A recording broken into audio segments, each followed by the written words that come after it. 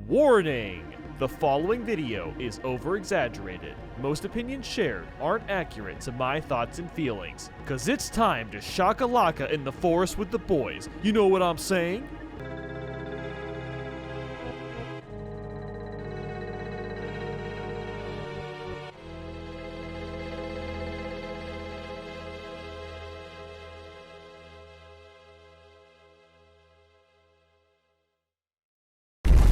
What on earth happened to Bowser's teeth? Even the first Mario RPG starts with Peach getting kidnapped. It's against the law for the beginning plot to ever be altered. Don't let Bowser bruise you. Okay. That's really weird phrasing, Peach, but okay, I'll be careful. You know, it probably wasn't the best idea to have Chain Chomps hold a chandelier up. Watching Bowser cry looks way goofier than it should.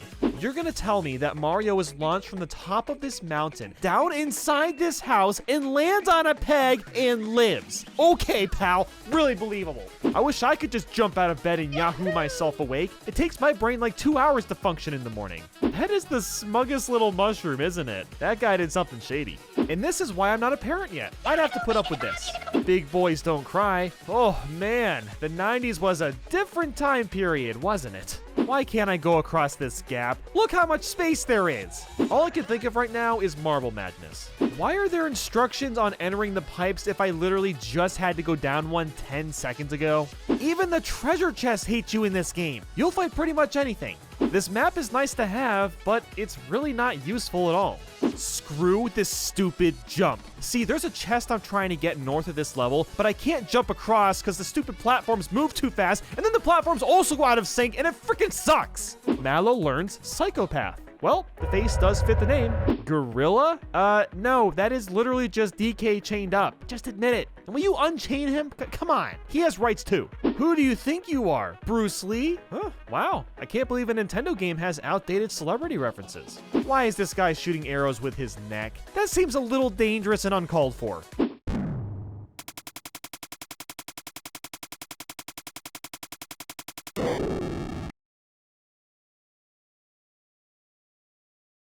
We survived this. What's the difference between a Bob-Omb and a Rob-Omb? Like, yeah, Rob-Ombs are stronger, but let's be honest, they just got different first names and they got different taste in shoes, okay? Look at their shoes. They're different. And I like Rob's more. His are cooler. That moment when you get Mega Drained.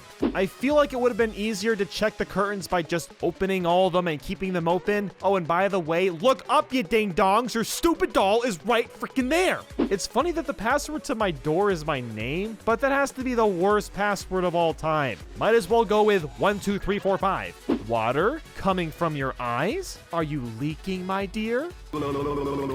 Tastes salty. Oh my, what the Dude, did you actually just lick her tears? What is wrong with you? Okay, how does something like this even happen? I love how we have to fight a Kate. While it's cool that this whirlpool can sink Mario to the ground, that's also not how water or gravity works. This stupid 3D maze. Seriously, good luck figuring this crap out. Yardiovik's goddamn water blast. So you can get an attack scarf and super suit, which makes Mario really powerful, but the only way to do that is to super jump 30 and 100 times consecutively. Do you know how stupid hard that is to do? Why are the Sky Troopers forcing me to rock climb when they could have just, I don't know, pick me up and take me to Bean Valley? Trying to climb up these vines is so disorienting at this angle. No running in the halls. Detention for you. When will you learn? Look, I know we're in a volcano, but my man Hinopio has us sleeping on boxes. Really? That's the best you could get us? Mario, why didn't you just jump up and grab the star? Like, seriously, this crap happens so much in Nintendo games. Hooray! I found the important thing I need. Let me dance and admire it. Uh-oh, someone stole it. Mario found toadstools. Is that what I think that's supposed to be? A vibrating toothbrush? Of course it's a vibrating toothbrush. Yes, Geno Whirl can do 9,999 damage if timed perfectly, because that's not overpowered. This freaking cannonball puzzle. Why does rolling on this ball sound like I'm hacking into a mainframe? The chandeliers are being held by Shy Guys now. We went from chain chomps to this. What's wrong with normal chains that aren't alive? I feel like this boss is just a chonky metal Sonic. The alarm clock is the most painfully relatable boss of all time. I didn't realize Shovel Knight had a long-lost evil brother-in-law.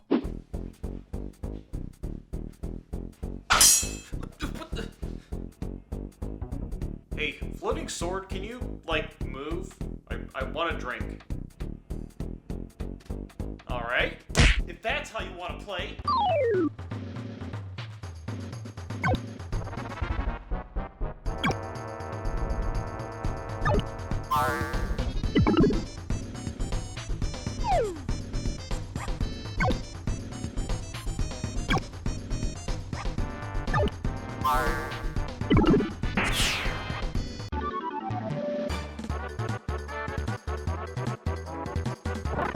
Warning! The following video is over-exaggerated. Most opinions shared aren't accurate to my thoughts and feelings, because let's be real, you can't go wrong with the classic Paper Mario games. Except for, how easily it crashes. Wait, what? Well, for example, Huff and Puff. Use Bo's smack while he has 1 health remaining, and so long as there are no Tough Puffs on screen, it'll crash the Nintendo 64 version. Well... I could go on about how broken Cooper is, or how invisible penguins can also crash Paper Mario. Hey, why don't you just join me for today's video? I'm down. Let's try to nitpick this N64 classic. There's music notes, hearts, and stars for your name, but no basic exclamation points or question marks. Oh, of course Mario and Luigi's house has a giant Mario sign up above. Egotistical prick. I know this is nitpicky, but why are the G's so giant compared to the rest of the letters? Yeah, this is N64, and the 2.5D art style is really unique, but some option to swivel the camera would make these rooms a bit easier to navigate. I'm sorry, but just how did Bowser get his vehicle under the castle with nobody noticing? Mario and Peach should be dead from the frigid vacuum of space. Bowser is way too cute looking to be a scary bad guy. Look at him.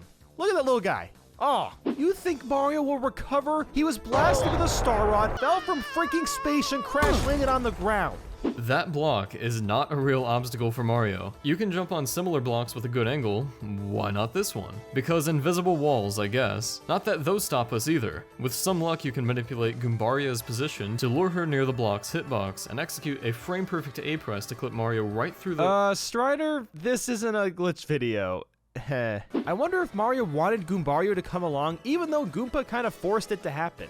Okay, it's kind of funny that I have to ask Toad to take a nap. Beware of Goombas? What the? Okay, that was beyond clever. God damn. Teenage Mutant Ninja Turtles, but with more Nintendo and less Michael Bay. Wait, is that a bad thing? You know, I feel bad for Luigi. He gets stuck watching the house while some random Goomba goes on this adventure with Mario. Mario's an ass. Could you have guessed that by breaking these blocks in a very specific order you get this FXB badge? Yeah, you can't guess that. You may never find the badge without a guide. Bombette realizes how silly it is that she's never blown up this cracked wall until now, but what's the explanation for the other 4 bombs wasting away in jail? Hello? Okay, who has the reaction time to avoid that? John, can you add a timer and show how many frames that was? Like, I don't know how many it was, but that just wasn't enough for a human being to be able to comprehend that.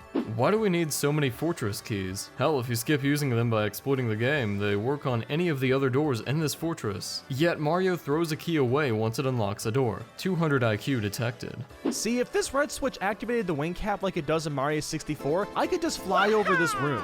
What is the princess doing? Putting on perfume? Grabbing a smoke? I really need to know. Bowser is quite possibly the most delusional character ever. No, Peach will not like you as a result of locking up her royal court, kidnapping her, and allegedly killing the closest thing she has to a boyfriend. If you give this cooking toad the wrong item to cook with, you'll get a mistake. Yes, that's what the meal is called. I'm not sure if I should laugh or be offended. This train montage almost remixes Calamari Desert like it really should, but it barely doesn't, and I'm really sad now.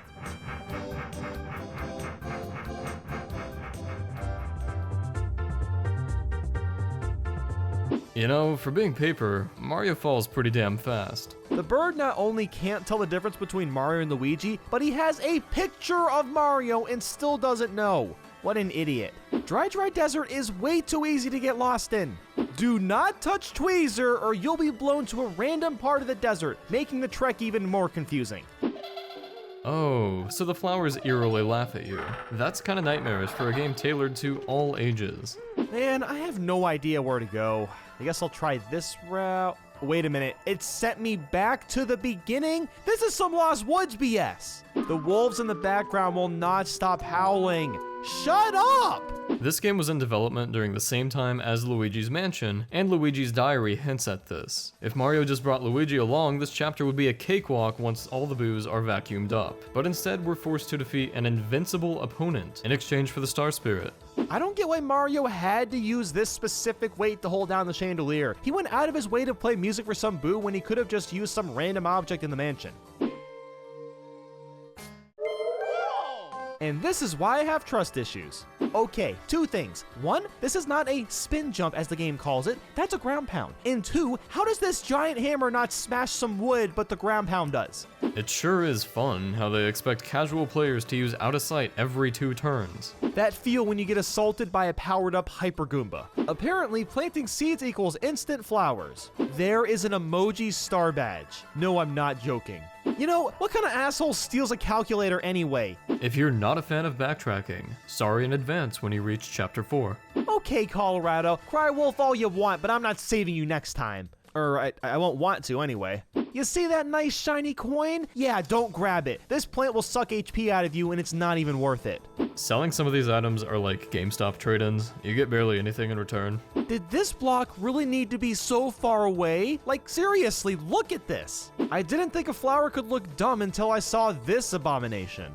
Who is gonna find this random star piece that makes you ground pound this random spot on the ground? Yeah, nobody. Yep, that is indeed a plant eating berries. You're looking at a cannibal, ladies and gentlemen, and this game is E-rated, mind you. So Luigi does play an important role. Really? As a disguised enemy? Pretending to be the real Cooper? Kinda wish he had a real purpose in the story, you know? This Crystal Palace puzzle is the most confusing place. I don't think lakes can move like that. Forget I said that. When volcanoes just slide across the ground, you can't care anymore. Warning. The following video is over-exaggerated. Most opinions shared aren't accurate to my thoughts and feelings. Cause Mario be getting all them girls. I mean, seriously, everyone has a crush on him. It's kinda weird.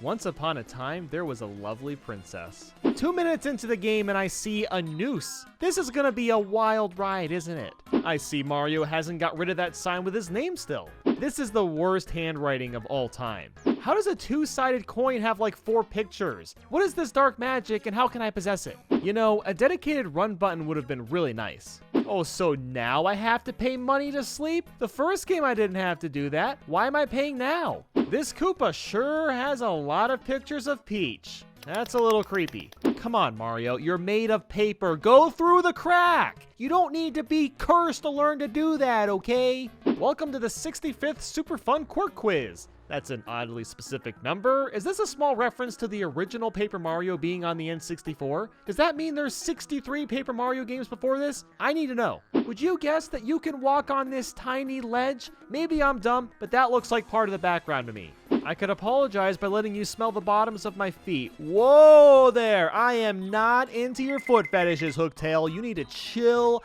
out. So Luigi went on his own little adventure, and when he's talking about it, Mario had the audacity to fall asleep while his bro was sharing the story. What a jackass. Seriously, you're made out of paper. Just slither through the giant gaps in the bars to escape. It's common sense. Wait a second. I didn't know I was playing Pikmin. You got a Super Boots. That's bad grammar. Okay, this is just straight up nasty, man. I don't care if Mario's a plumber. Warping through a toilet just doesn't sit right with me. Look closely, my friends. That is a fake mirror right there. You wanna know how? Because there's no reflection of Peach. You can't see her. Let me guess. A ghost comes out of this box? Wow, I did it. I've been really depressed thinking about the depletion of fossil fuels. Hold up. I'm playing a video game to escape real life, not be reminded by it. Wait a minute. Is this just Paper Metroid Prime? All these Bowser levels makes me wish an actual Bowser game would come out one day. I can't be the only one thinking this is a subtle reference to that Rainbow Ride Star of Mario 64, right? Am I the only person that thought? Okay, yep. Okay, who put the piranha fish in the fountain? That's not cool. Ah, yes. Jumping on up a bomb to wake them up is a great idea. Why does this song slap so hard?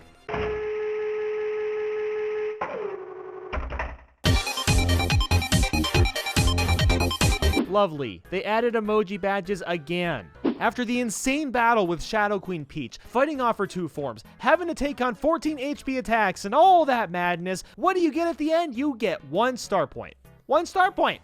Please never forget about us, alright? Oh, believe me, Professor, we didn't forget. The players did not forget about this wonderfully crafted, near flawless RPG that went far out and beyond to be one of the best sequels to any game ever created. We did not forget that. And then this happened. Yeah, we'll get to this one eventually, don't worry. Warning! The following video is kind of over-exaggerated. Some opinions shared aren't accurate to my thoughts and feelings, because don't you just love it when a game completely removes core features from the gameplay?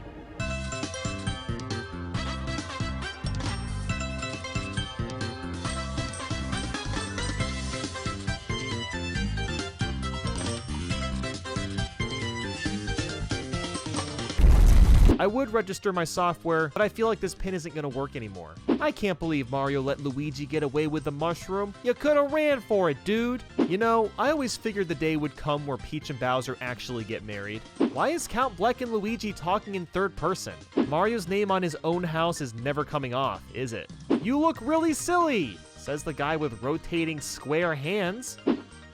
Wait a second, where's the RPG battle? Is this even an RPG? Why does it take 8,000 years to transform into Mega Mario? The pixel partners are pretty lame compared to the partners from the first 2 Paper Mario titles. Why does Mario need throw to pick up enemies? He has hands! Damn, does Mario climb up the ladder slowly. It sucks that I can only use the Wii Remote. It'd be nice to have the Classic or Pro controllers as an option. Begging someone to go out with them doesn't work. I know this on a personal level. Constantly falling down these pits are annoying.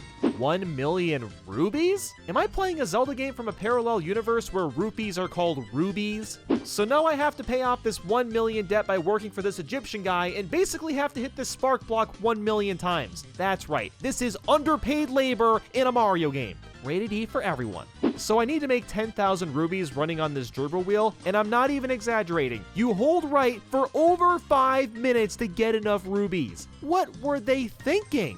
Why is this passcode so long? I literally had to write it down so I wouldn't forget. That's my Merly? More like, it's not Melee, huh? Got him. This isn't a game show. It's more like a really fancy interrogation. I love that this room has tons of Nintendo systems like the N64, GameCube, Famicom, SNES, and Virtual Boy. Ugh. Would you look at that? This room has every partner from Thousand Year Door. I miss you guys. I love going on message boards and complaining about games I've never played. This statement hasn't aged in the slightest. Why the did my game turn into a dating simulator? So how much do you make? Oh my god, Peach is a gold digger. Guys, you need to stay far away. Why does the minus button have to take you to the controls? They should have mapped that to switching partners and pixels instead of having to push 1 and 2 simultaneously. The pixelated clouds do not mesh with the Rocky Mountains at all. What's your favorite word? Oh, you don't have to ask me twice. It takes until Chapter 5 to get Paper Mario's iconic weapon, the hammer. Why bother making a minecart section if you can't even jump? Now, yes, changing to 3D does change your path for that one railroad, but that's it. And suddenly we're playing the Minish Cap. I'm tired of refighting O-Chunks. He's not getting any harder. You can't buy multiples of an item. It's only one at a time. Bowser is so OP in this game. His fire is incredibly strong and it has insane reach too. After Bleck interrupts the gauntlet of fights, you have to walk through 5 areas with no fighting. Why not just take me to the star block instead of wasting my time? So there is one RPG battle, and they decided to make it retro, and hey, would you look at that? I somehow missed jumping on enemies. Nice. Okay, hold on. Space doesn't work like that. If you were literally launched into space, 1, you'd probably die from your body not being able to handle the sheer speed, and 2, there's no gravity to pull you back down. World 7 is the biggest slog. There is just so much backtracking, and it's really freaking boring. Maybe I'm just bad, but the fast flower goes way too fast and makes everything slippery. You know, what does this game even want to be? A platformer? A fighter? A space shooter? A dating sim? An RPG? They should have just picked one genre and focused on that, but instead we have tons and they're all mediocre. Warning! The following video is slightly over-exaggerated. A few opinions are accurate to my thoughts and feelings, because who doesn't love stickers? It's not like we ever want to use them, right?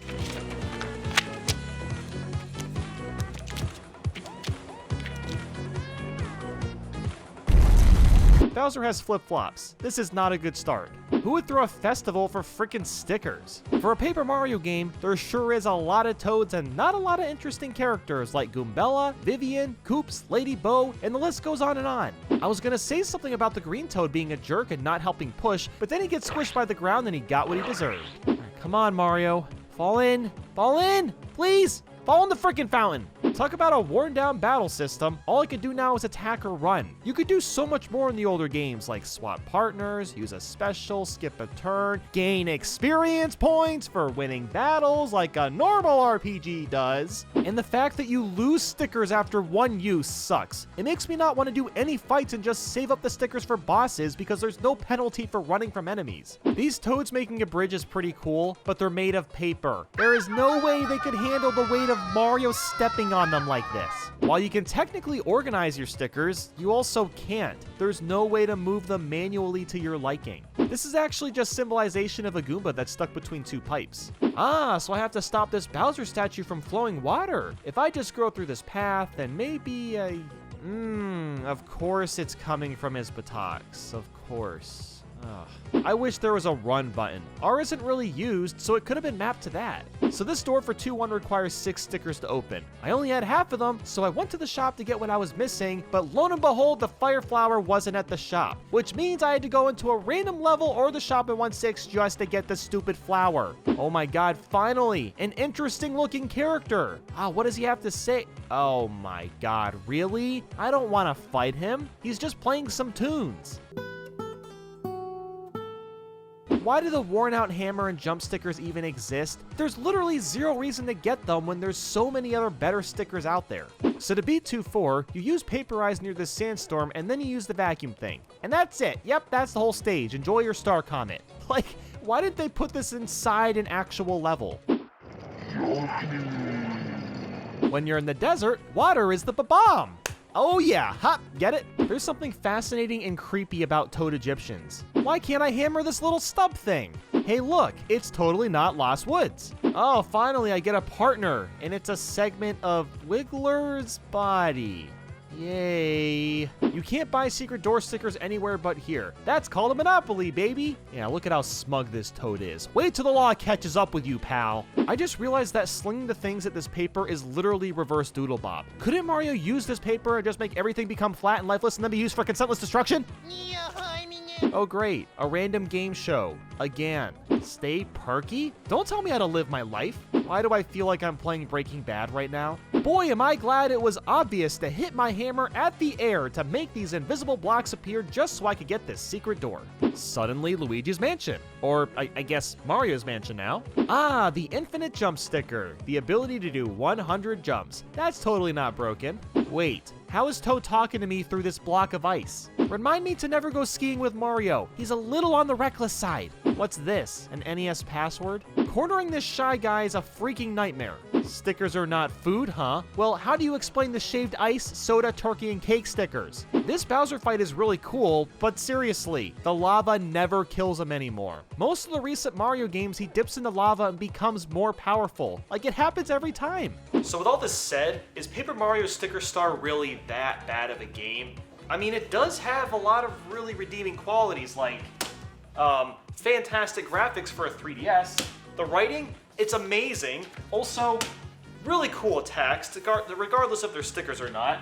The music is slapping, absolutely slapping, and the bosses are super fun.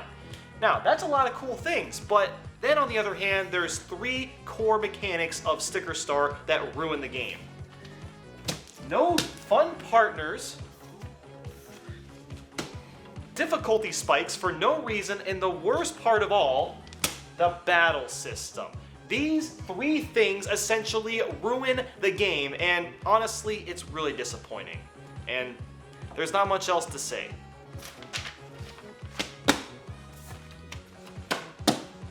Warning! The following video is over-exaggerated. Most opinions shared aren't accurate to my thoughts and feelings. You all ready to splash it up? I know I am.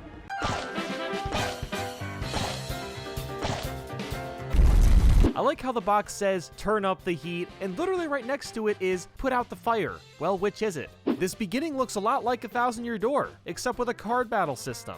Why would Toad throw Mario's hammer overboard anyway? Was Mario playing whack-a-mole with him and took it too far? I love that you can just whack Peach for literally no reason. I can't believe the game lets you do that. You can't pause by pushing plus, you have to tap the screen. Like, why can't you do both? I know that plus is used for leaving levels you beat, but that could have been mapped to the minus button.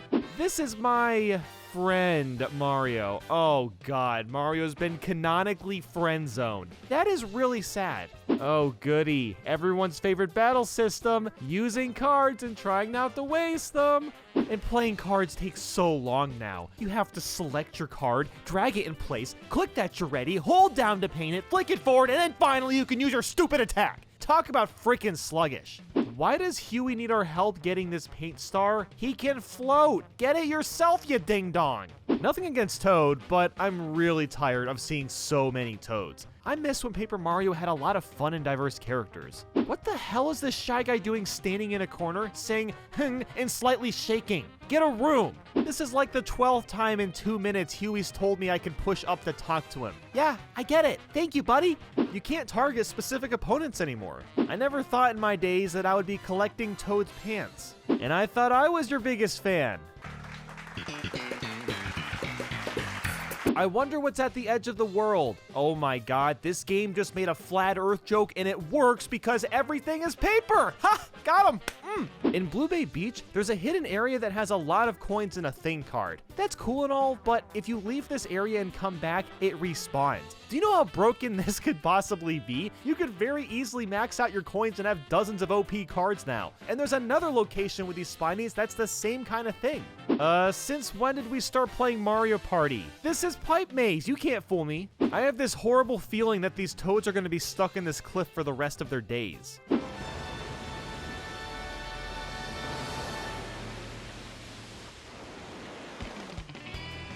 I won't lie, they had us in the first half. I really like that the Koopalings have actual personality in this game, but also, why are the bosses the Koopalings? Why do most of the characters have to be such generic designs? Watching a fire extinguisher destroy Morton's hammer is hilarious, but let's not forget this is a wooden hammer. Wood and fire burns, okay? That's just how wood and fire work. Do the enemies have like 3-second attention spans? I mean, seriously, they'll chase me and then they just stop for no reason.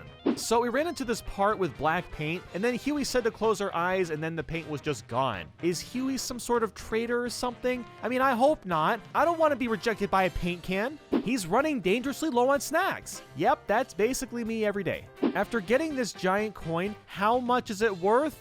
Only 1 coin! That is shenanigans! That only could— Yeah, there you go, Huey, you get it! Just write my script for me. While you can click a sort button to organize your cards, it's never to your liking. And is this just me, or does anyone else constantly move their cards by accident when you're just trying to scroll through them? That is really annoying.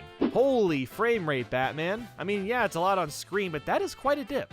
To the Toad that's hiding in the box trying to be Solid Snake, I'm sorry, but you're not cut out for this line of work. Why can't we just show the captain all the pages at once instead of talking to him one by one? A washing machine was apparently causing a giant vortex in a parallel world. That makes absolutely no sense, but I love how stupidly ridiculous that idea is. You lost your scarf, gloves, and socks? Since when have you ever worn clothes? I've seen thousands of Sledge Bros in my days. You all look exactly the same. It's no use! I kind of like getting these holograms to show what's going on with Peach, but it was so much more interesting in the first 2 Paper Mario titles where you got to actually play as Peach and move around and stuff.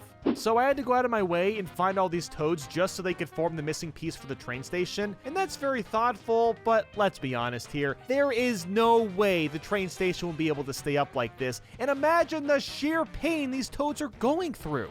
Why am I using a knife to chop onions with my feet? There's gotta be a way better way to do this, like, I don't know, use your hands? And there's probably dirt on the bottom of Mario's shoes, which is now getting into the onions. Well, I'm fighting a steak. There's officially no flaws with this game. It's perfect. So this goddamn Toad doesn't want to go through this level, so he's gonna make us do it, and he's gonna abuse the system and rack up overtime pay. I had to throw you into the frickin' lava for that. You can tell the devs were out of timer ideas because they straight up put two mini-stars right next to each other. The Rainbow Road reference is brilliant, but if we're counting this as a track, it's probably the worst one ever. You drive in one direction and that's it. I can understand having one Roshambo temple, but why are there 8 of them? They're all virtually the same. Talking to buckets. Well, I can scratch that one off my bucket list.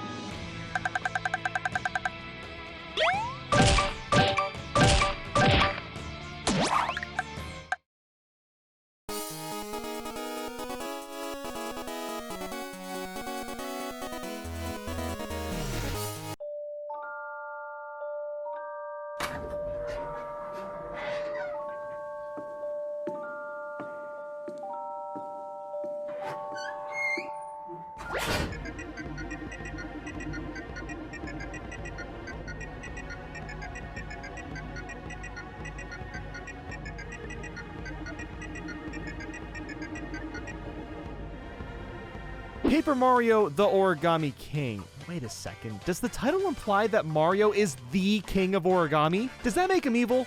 Is this as close as we're gonna get to a new Mario Kart on the Switch? I'd expect to see at least one Toad by now. Ugh, even Luigi has caught on to the endless amount of Toads in this series. Jesus Christ, why is Peach so freaking terrifying? That's actually really awesome.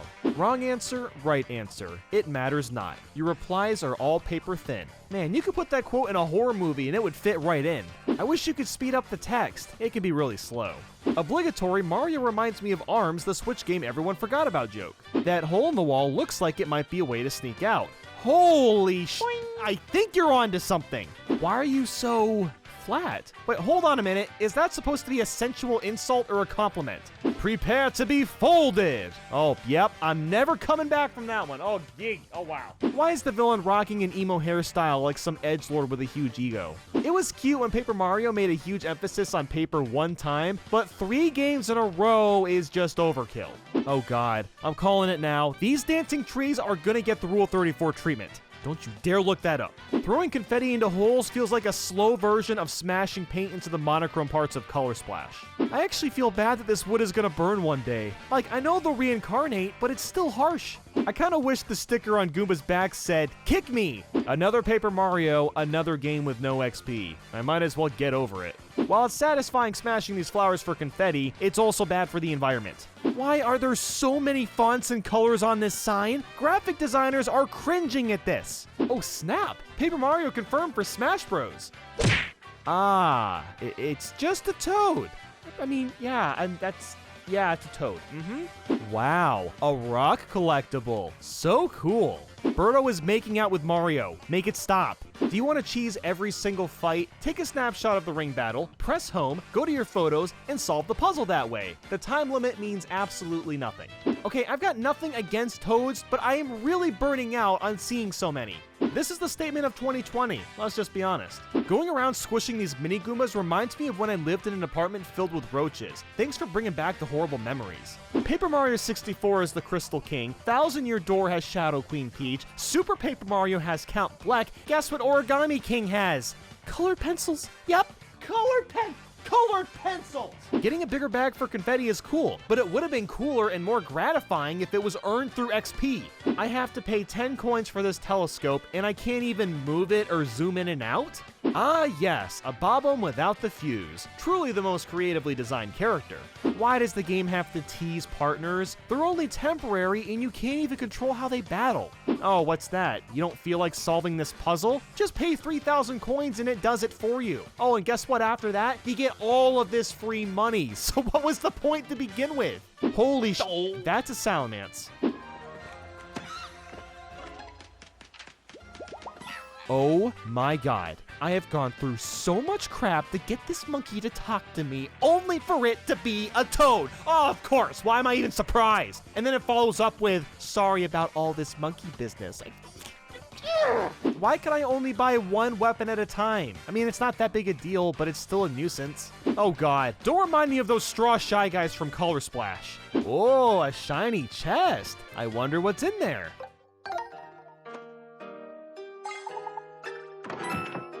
Wow. There's something you don't see every day. Yeah, no kidding. We've gotten 3 Metroid games in 10 years. Wow, Nintendo. Real mature to make this very specific collectible number 69. Uh-huh. Yeah, you're guilty of this. I know what you're doing. Driving around the sand is a lot of fun, but I wish we could move the camera around a little bit. You got a request? Yeah. Do you think you could play... Oh, I forgot. I don't take requests. What the hell, dude? Why'd you lead me on like that? Okay, that's literally just Moltres. I want you to look at this wall I'm filling in. You may have noticed that I only have this tiny fragment left on the bottom. And you know what I have to do? Throw a massive pile in the air to fill it. It would be nice to be able to throw small and large piles of confetti. Why can't I sell items at the shop? I can only buy them. What is it with modern Paper Mario in large fans? And this Filamento is Beartic. I'm telling you, they're all just Pokemon. You know, this theme park really doesn't feel like a theme park, and it's more or less just another town. It's hilarious that Toad is charging Kamek a late fee, early fee, an on-time fee, and a cancellation fee, but an appearance fee is giving the person money. Oh, you almost had him. Go, so close. Why am I so terrified of these slender-looking things? God, they're creepy.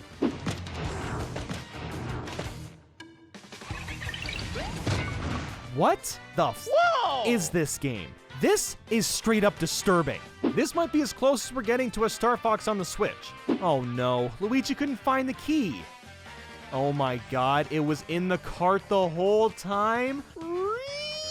So the whole reason for King Ollie making everyone origami is so he can destroy the toads because there's too many. Is this supposed to be a subtle stab at the fans that have complained about the past 2 games? Are we King Ollie? Is this the developers complaining that they can't put in original characters because Nintendo doesn't want them to? Am I thinking too deep into this? I don't know. Oh, there you are. Big surprise. Big surprise what? That you broke into my house again? I heard you talking into the mic, trashing Origami King. It's just a video. Look, why didn't you even give the game a chance? I did give it a chance. I just prefer Paper Mario having RPG mechanics. Is that a crime? Yep. Ah, people.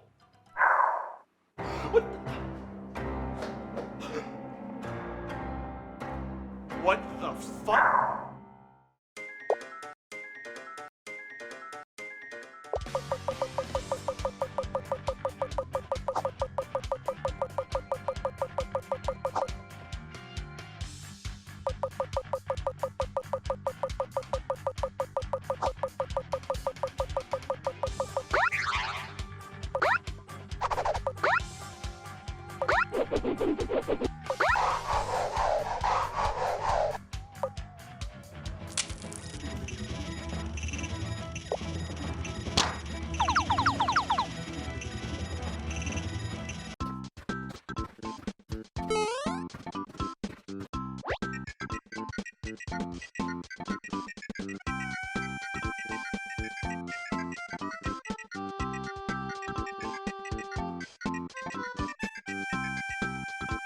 Toad Town looks absolutely gorgeous. You gotta love that classic Peach's Castle remix.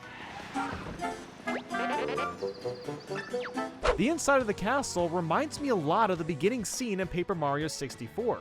It's kinda cool how the normal characters have flat text boxes, while the origami characters have slight creases. Nintendo is a master of the little details. I never thought I would start a Paper Mario game where within 5 minutes, I'm teaming up with Bowser where he's folded into a tiny scrunch of paper. That is the nicest looking save block I've ever seen in my life. Bowser complaining about running up the stairs is hilarious. This cutscene is so much better than I could have anticipated. There's something immensely satisfying about watching confetti just get sucked into your bag from walking. Oh yeah, oh that's some good stuff right there. Aw, that's so cute. Just like Color Splash, the battle music is simply superb.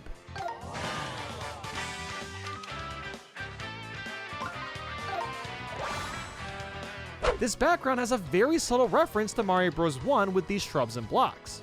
It's pretty awesome how all the worlds are single-handedly connected together. It's still linear in nature, but much more immersive than a world map.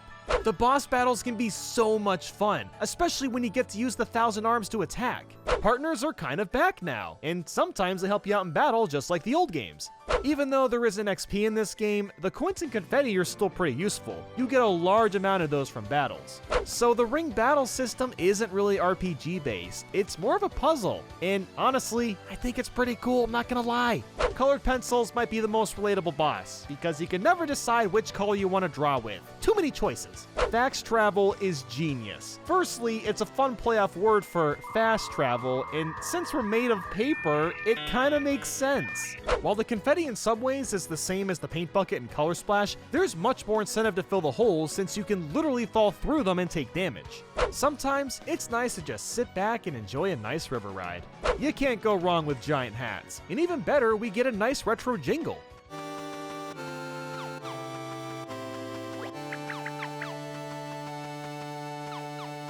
This is a much better use of the Goomba mask compared to the one in Mario 3D World.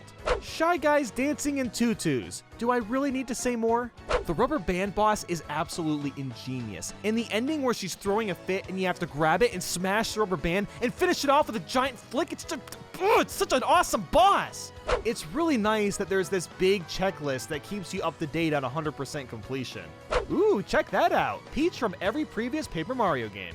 Never have I been so emotionally invested in a Bob-omb blowing up a giant boulder to save someone. It's a genuinely powerful moment, and honestly kinda tear-jerking. Instead of using horsepower and miles per hour to define a car, Paper Mario is using Yoshis and mushrooms. Where's the sun? Do you think it's hiding because it's angry about something? I get it. This is by far the coolest desert-themed level I've ever seen in a Mario game. That moment when Snippets are straight up vibing. Luigi's quest of finding Peach's key while finding other keys we need is so charming. If only Pokemon Sword and Shield looked this cool, am I right? Luigi's Mansion 3 and now Paper Mario have included disco dance parties. Keep it up, Nintendo. Okay, now I just want DDR Mario Mix 2. Look at them groovin'! Paper Zelda, The Wind Waker.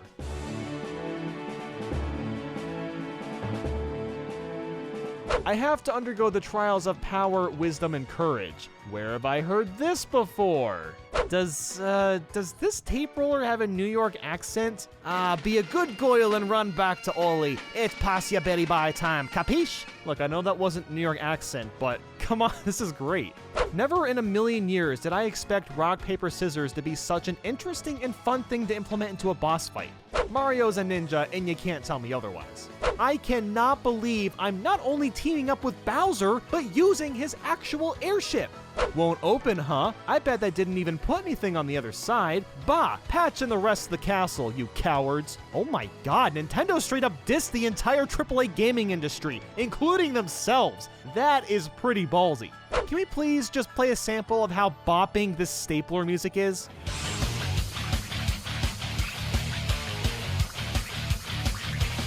The final boss fight is simply phenomenal. It's probably the best fight to come out of any Paper Mario game.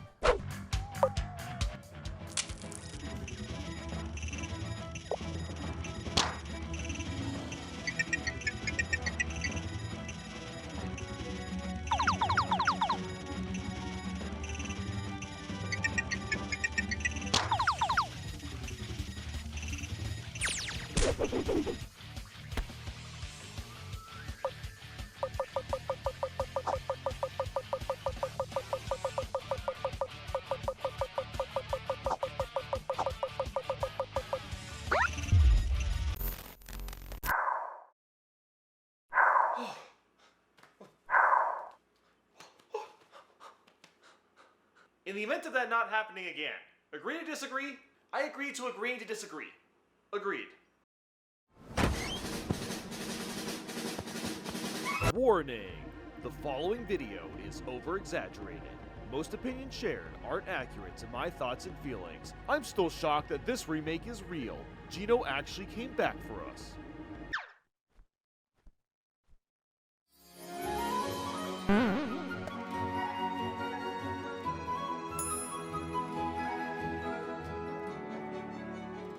Why are people complaining about the box art? It's a reference to the Japanese box art, and it looks very clean on top of that.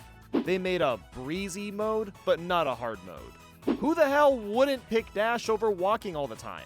Peach still says, "Don't let Bowser bruise you," and it's still the strangest sounding dialogue. Even 27 years later, Bowser insists that Chain Chomp should hold the chandeliers for some reason. Despite all odds and falling from the literal sky, Mario survives this.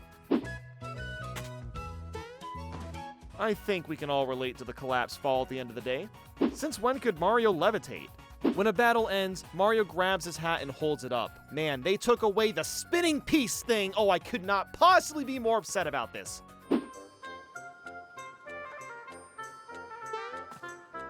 Alright, you debated me. Good job, asshole. Bro, you're still playing on Game Boy? Get an analog pocket at least. It's still strange that the cutscenes don't have voice acting to some extent. There's no reason to have save blocks anymore when the game autosaves.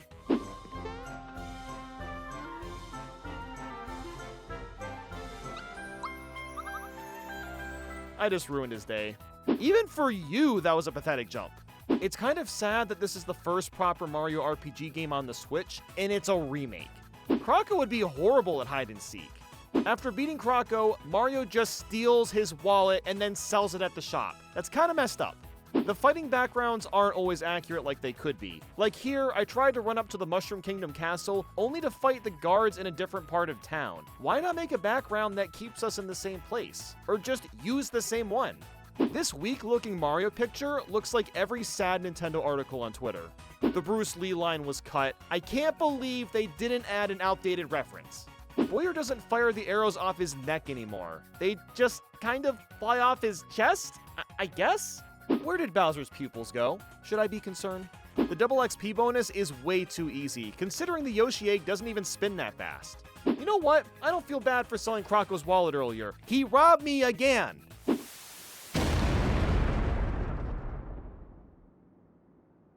They're still alive. I like how the minecart doesn't become eviscerated on the spot, but then after that it pops out of existence. Oh wow, 8-bit Mario. Yeah, that's so retro. What a crazy callback. Guys, the Mario doll is literally right there in the room. Just look, tilt your neck higher. Booster's complete blindness to Mario is something else, honestly. Someone needs to let this young lad go pee. He's gonna burst. No, he still licks Peach's tears? Oh, come on, you freak! Bro, this toad was just standing on this desk watching me sleep. That's creepy. They changed Yardovik's name to Spirdovich? Why? The big Yoshi's worth getting, don't get me wrong, but why do I have to keep talking to this Yoshi to get 3 cookies at a time, then feed them to the baby Yoshi and I gotta give him 30 cookies? 30 cookies? That's why he's big! The more I played this game, the more I wish these black voids had some sort of background. Like, I get it, the original game was like that too, but I don't know, it's just jarring going from areas with full backgrounds to a tiny hallway in Nibis Castle just floating in space. Oh, that's not creepy at all. Just some ghosts hanging out while I'm sleeping. These jumps are still awkward to make. The way the note falls looks strangely unpolished, which is jarring considering how well polished this game is. It looks like you jump to the yellow vine, but no, you gotta hit this invisible block and then you're good. That makes sense. Valentina was so easily swayed by the Mario statue. At first she hated it, 5 seconds later she loves it. Ah yes, the classic watering my eggs every morning. My favorite pastime. Something has changed when fighting Valentina. In the original game, her physics moved around, so to speak, while in this case they don't. If you want fertilizer for a side quest, walk on thin air to find it. After a long fight against the Axum Rangers, we're rewarded with 17 experience points. Yep, that's it. Rip off, thank you. I'm retiring. Goodbye. Why does this mole even need fireworks so I can get the shiny stone? And why did I have to pay 500 frickin' coins for them? The hell does a pro Goomba even mean? What, green equals pro? Okay, I'll try to remember that. This cannonball puzzle is a pain to figure out. Oh, now Shy Guys are holding the chandeliers. Yeah, that's so much better than the Chain Chomps. Here it is, the true scariest boss, time itself. Don't think about that one too hard. Why do you unlock the sound player after beating the game? To get the Bright card, you have to play the juggle minigame 12 times. Why such an arbitrary amount of times?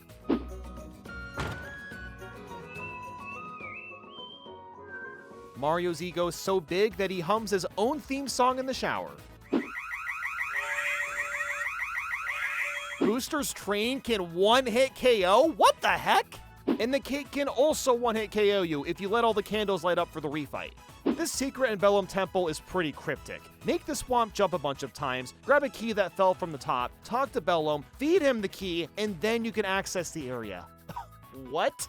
Getting to the casino is so confusing. You have to go down this pipe, jump 3 times in this specific spot, and then a new area opens up. What is this Castlevania 2 nonsense? And if you want to get the Star Egg, have fun winning this minigame 100 times. You have to beat the great guy by looking in the opposite direction that he points and do that 100 frickin' times. And what does the Star Egg even do? Well, it lets you hit anything with 100 damage, which at this point in the game isn't that useful.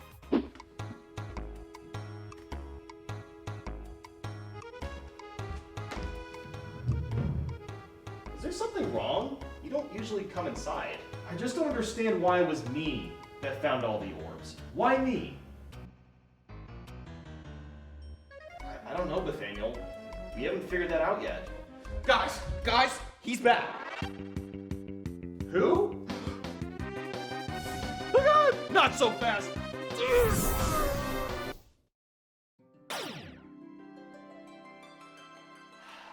Nathaniel, you warped all of us again like last time! I'm sorry, I didn't mean to! Someone needs to take those frickin' orbs away from you. Guys, we got company.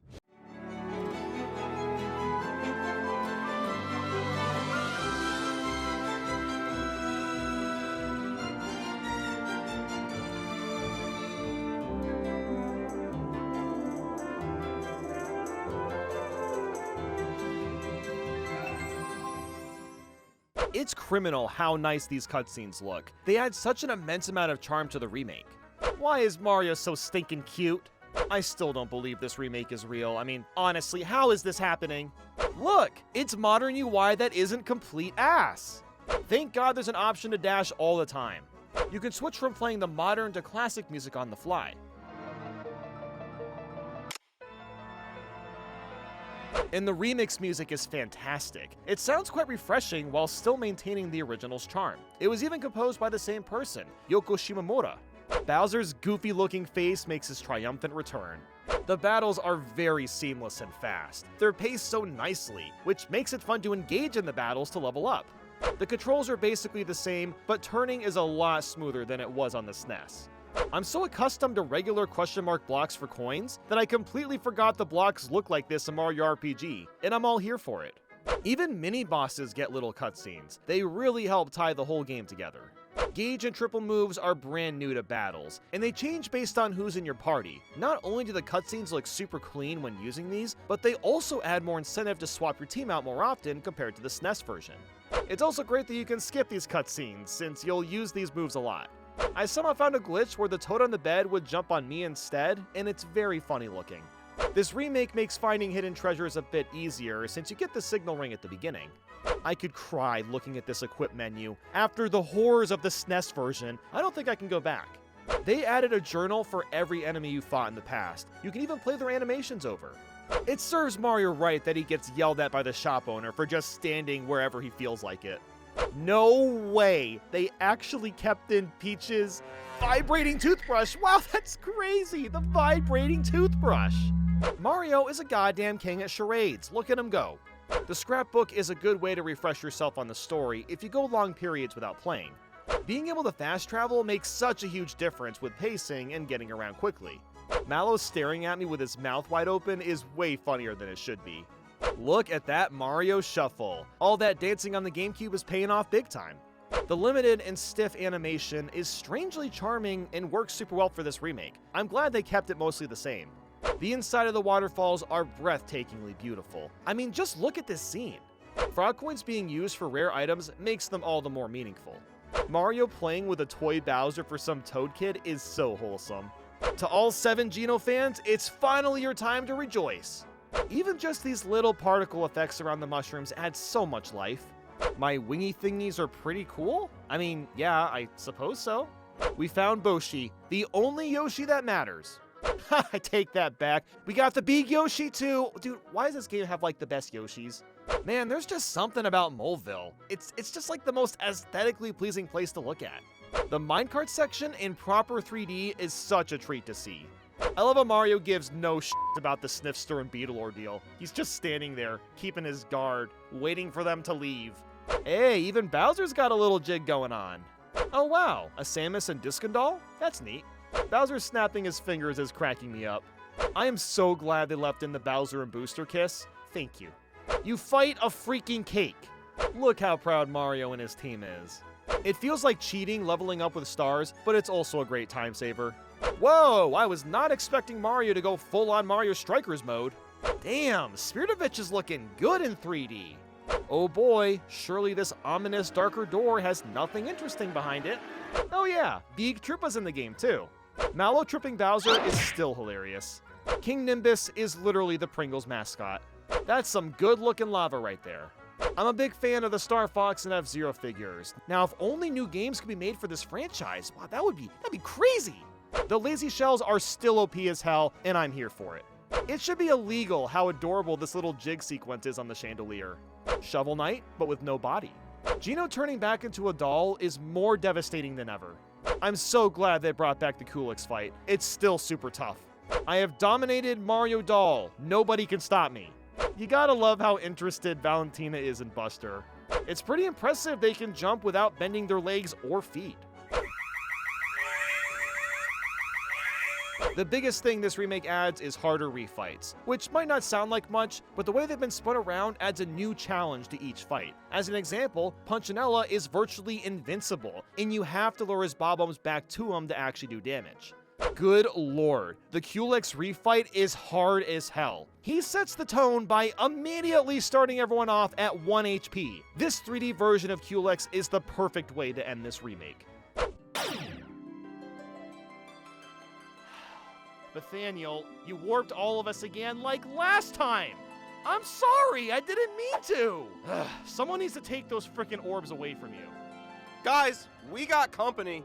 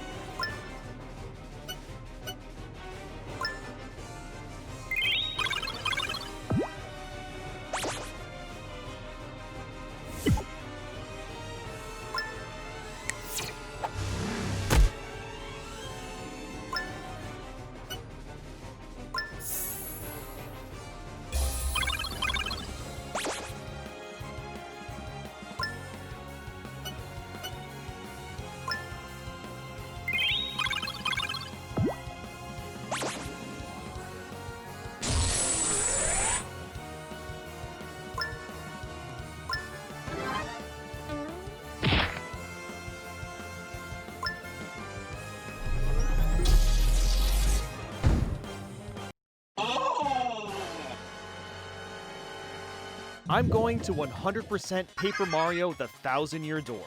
To do this, I need to beat the game, collect all 87 badges, make all 58 recipes from Zest Tea, find all 100 star pieces, complete all 134 tattle logs, get all 42 shine sprites, finish all 30 troubles at the Trouble Center, buy all of Super Luigi's books, beat the pit of 100 trials, and beat the secret bosses. Yeah, this one's gonna take a long time to play, and I'm hyped, because I absolutely adored the original, and I'm excited to play through this one again.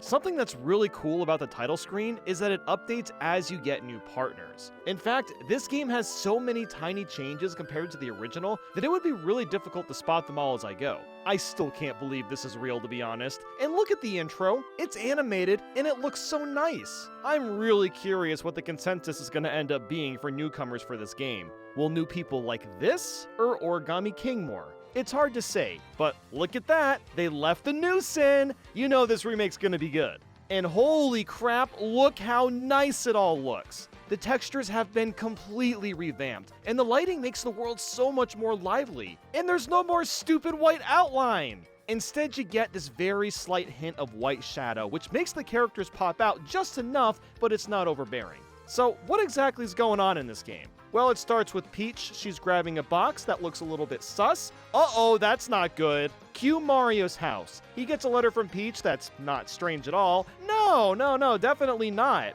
That means you must come? Damn, guess she's just feeling aggressive today. Well, guess we're going to Rogueport, and that means the prologue has begun. And look at that! They made the spinning coin in 3D. Wow. Hey, our first NPC, a good old Bob-omb. How's it going, dude? Because the thing about life is, you never know when you're gonna kick the old bucket.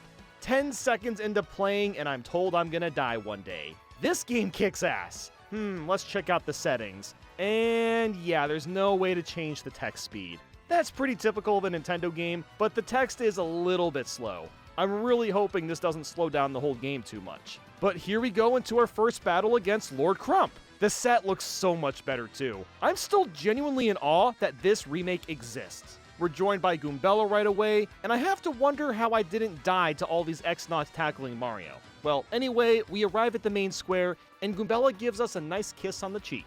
You love to see that Mario's Riz hasn't washed up after all these years. Something else that's different is instead of Mario saluting all the time, he gives us a thumbs up.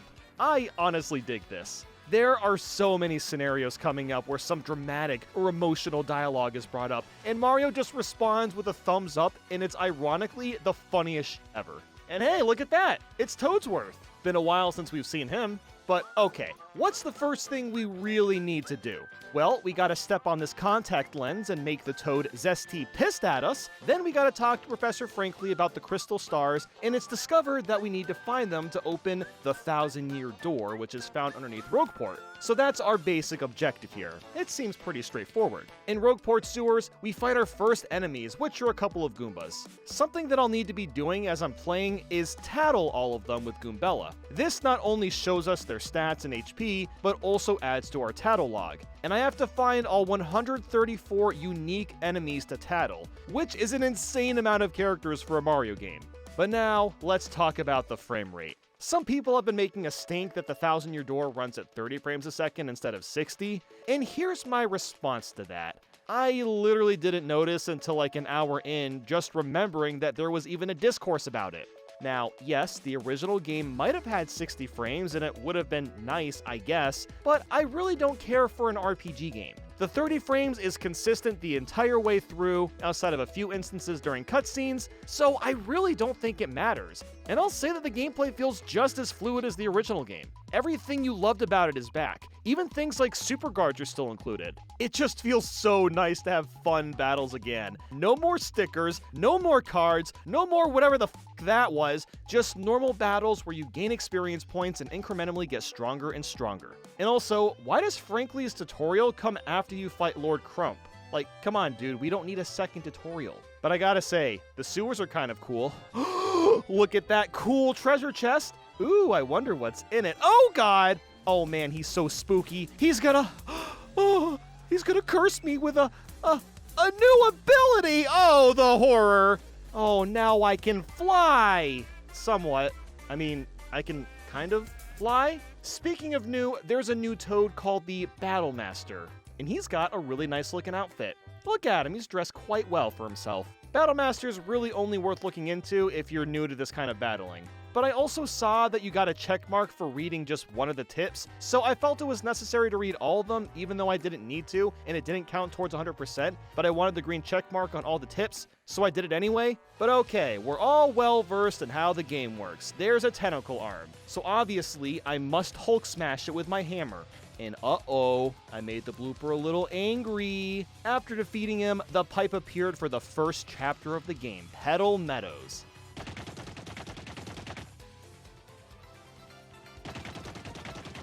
Oh my god, the Petal Meadows remix hits so hard!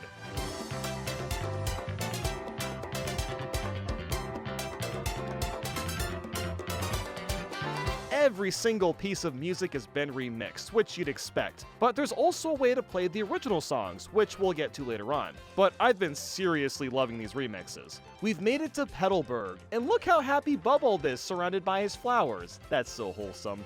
Oh, and Dupree's here, and he's, an interesting guy to say the least. He tries flirting with Goombella, and it doesn't work. Clearly, her heart is with Mario and nobody else. Hey, this Toad is still playing Fire Emblem on the GBA after 20 years. I can respect that. Well, let's see what we got going on here. There's an inn for somewhere to sleep, but look at this bed. The blanket is thicker than the goddamn pillow. And outside of there, we find General White, who has, and I quote, lost his hopes and dreams. Well, I'm sorry to hear about that. But next to him, I found the Gooner house. This Koopa's walls are completely covered in pictures of Peach. That's just a touch creepy, bro. Just saying. Okay, so let me show you what I'm talking about with Mario's thumbs up being funny, alright? We're talking to Kroop right now, and he asked me what Mario's name is. His response? Honestly, I gotta start doing that. Next time I go to a get-together or a hangout place, I'm just throwing up a thumbs up anytime anyone asks, who are you? I'm gonna go, let's go ahead and check out the shop. We'll find these things in every world, and hold up, I can't bulk buy the items? Oh, well, that's kind of dumb. Why am I only allowed to buy one thing at a time? Well, whatever. On to Schwank Forest. Along the way, I'm going to be exploring every nook and cranny for star pieces. I need to get a ton of these to 100% the game and unlock badges much later in the game. So now we're really getting into the meat here, doing more battles and tattles. And I also learned that Goombella hates bald guys. Like, bruh. Most of us go bald eventually. You're gonna have to accept that someday. But as Mario and the rest of the guys in the world slowly accept their fate, we made our way to this thwomp and boom! It's time for the 65th Trivia Quiz-Off. These have got to be the easiest questions ever. Wow, we did it! Time to get those Moon and Sunstones real quick. And something else I gotta mention is that we get these emails, and I love how half the people talking to us attach a selfie for like no reason. But after getting the stones and heading back to Petalburg, Koops comes out of his home. He was initially really shy and nervous around us, but has chosen to step it up and be a brave Koopa to join us on our adventure. So now, I guess Koops has joined the party. Hell yeah. Oh look, I got a new email from Frankly. Hello, Mario. Still working hard? No, dude, I'm working soft. Of course I'm working hard! Now, look here. We can switch partners by holding L and using a partner ring. It's not super convenient yet, but when we have most of them unlocked, it makes switching a lot faster than pausing the game every time. But yeah, we put the Moon and Sunstones into the structure, and now we got a pipe that leads us to Hooktail Castle. And now that we're in here, oh my god, look at the lighting! For a Nintendo game, it is shocking how much attention to detail is included. The light shines naturally through the windows and off the floors, which is complemented perfectly by Mario's shiny shadow on the ground. What a great video game. So now to just get through the castle. Something else worth mentioning during the fights is that the menuing feels a little slow, which I know sounds petty, it is a little petty, but I do wish it went by a little bit faster. Let's say I already know what attack I want to use. I can't really just mash A through all the menus. I instead have to wait for these little animations to play out every single time. So it's not the end of the world, but it does slow down the pacing a bit more than I would have liked. Now it's time for some lore. Koop's dad went into this castle to fight the boss a long time ago, but never returned. We get to this room with a bunch of dry bones, and oh no! Koop's father's lying on the ground? Oh, just kidding, that's not actually his dad. And does anyone else find it really satisfying to smash all 80 of these dull bones at once? It's just fun to watch them tumble. I also love how the battle theme changes a bit in each world. It really adds to the world building and makes the area itself feel more distinct. And hey, look at that! We got our first Shine Sprite! That's yet another collectible we need for 100%. The Shine Sprites are used to power up all of our partners, so they're definitely worth getting. After getting a few keys, we get to a room with this familiar-looking talking chest. Well, oh well, let's open it up. Ah, scary, I've been fooled again. Oh no, the curse this time lets me squeeze between thin areas and get more goodies. Oh, the horror, the pain, the suffering. Okay, but can I just be real for a second? Why did Mario need to get cursed to do this? He's already made out of paper. Did he not think of just, I don't know, turning his body to slip through the cracks already? Whatever. We got this next key so we can move on from here. This room has a bunch of treasure and a mouse that's flirting with Mario for some reason. Oh yeah, another kiss. This dude's got endless riz as usual. At this point, I'm hitting the bingos and the battles as I've figured out the timing, and we made our way to the first boss, Hooktail. She threatens to gnaw on the bottoms of our feet and then bargains to smell the bottoms of her feet. Whoa, girl, I am not into your foot fetish. This first battle was pretty easy, which is to be expected, but I've got a question. How did Hooktail's fire not disintegrate us to dust? We're made of literal paper. I'm just saying, you know? But after Hooktail goes down, she vomits out Coop's dad. Wait, what the f? And also the crystal star we needed. Well, okay, that's the first chapter down, but not before playing as Peach for a bit. That's something I love about this game. In between chapters, you get to see what she's up to each time. She's currently been kidnapped by Sir Grotus, and she accidentally blurts out that she gave the crystal star map to Mario. I'm also kind of surprised that they left in the shower scene. But the main meat and potatoes here is we learn who Tech is. I love this guy. Or, robot. This robot is an AI that instantly falls in love with Peach upon seeing her. It's honestly pretty charming and really makes Tech feel like a human character. So after that, now it's time for Bowser. He's also a part of the intermission after each chapter, and is basically the comedy relief. His wimpiness this time around makes him so much more likable. I also need all of you watching this to jot down in your notes that Bowser loves fried eggs and he has high blood pressure. It'll be on the test about Bowser lore next week, so study up for that. But yeah, Bowser finds out Peach is kidnapped and decides to go after her for the rest of the game. What a life, Bowser. Returning to Mario, Coop's dad is proud of what Koops has done. And I also visited Dazzle to start spending my star pieces on badges. We'll have to buy all the badges off him eventually. But after putting the crystal star into the door, we talk to Luigi real quick so he can share all his wacky adventures with us. That's another thing we have to do. Listen to all his stories and buy all the Luigi books that come in through the shop.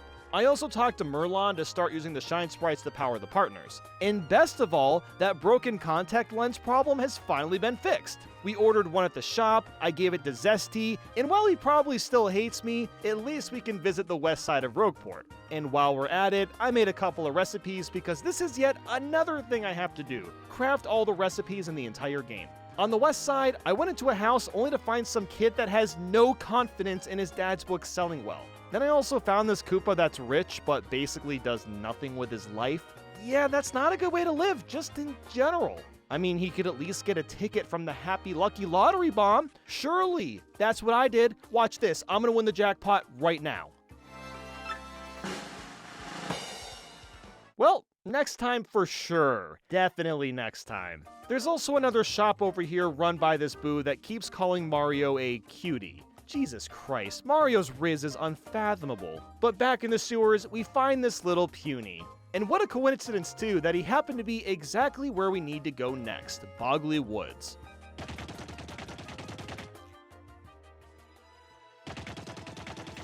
Holy crap, this world is drop dead gorgeous. I honestly can't stop saying that about this game. The colors pop so much now and it's just brimming in vibrance. But hey, look at that. It's the Shadow Sirens. They're apparently looking for Mario, so you know what? Screw it. I'm gonna give them exactly what they want. Oh, you don't want me now? Alright, see ya. I guess I'll just hit this switch hiding in the background, and wow, the airplane spot is suddenly useful.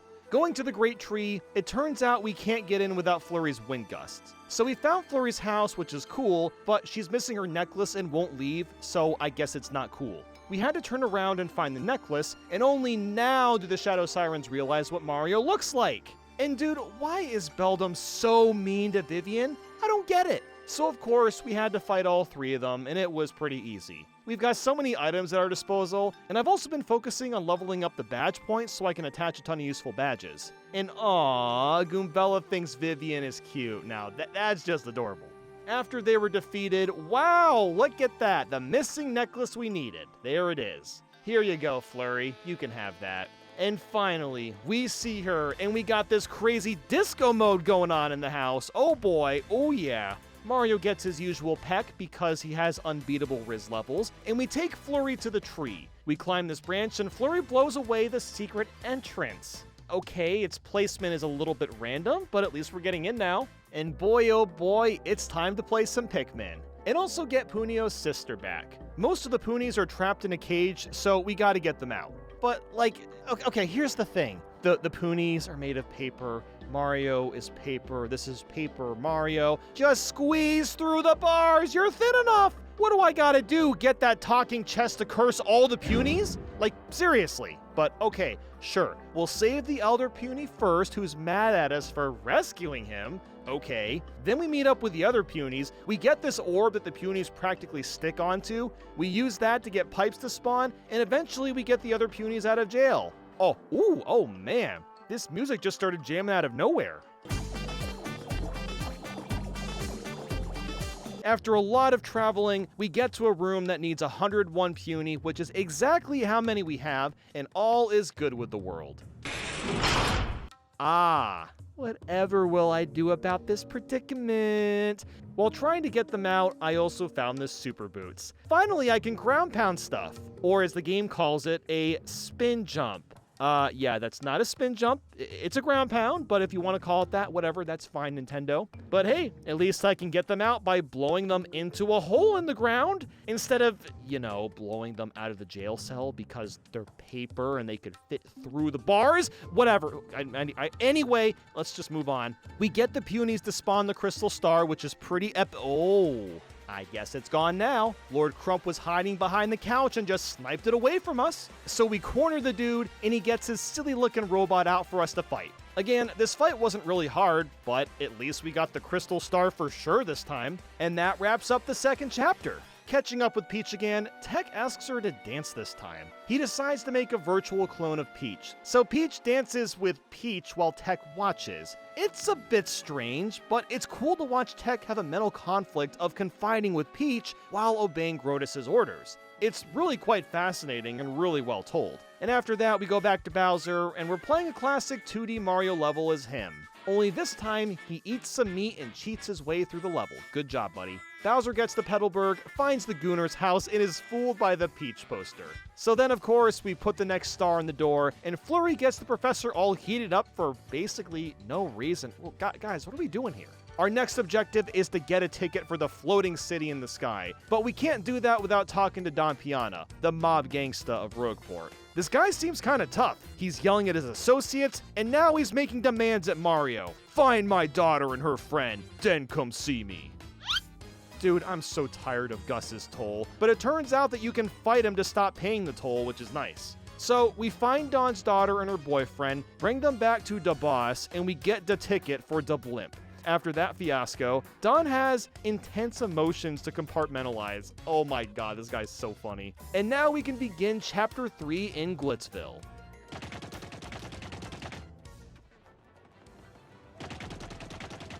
Well, we've made it.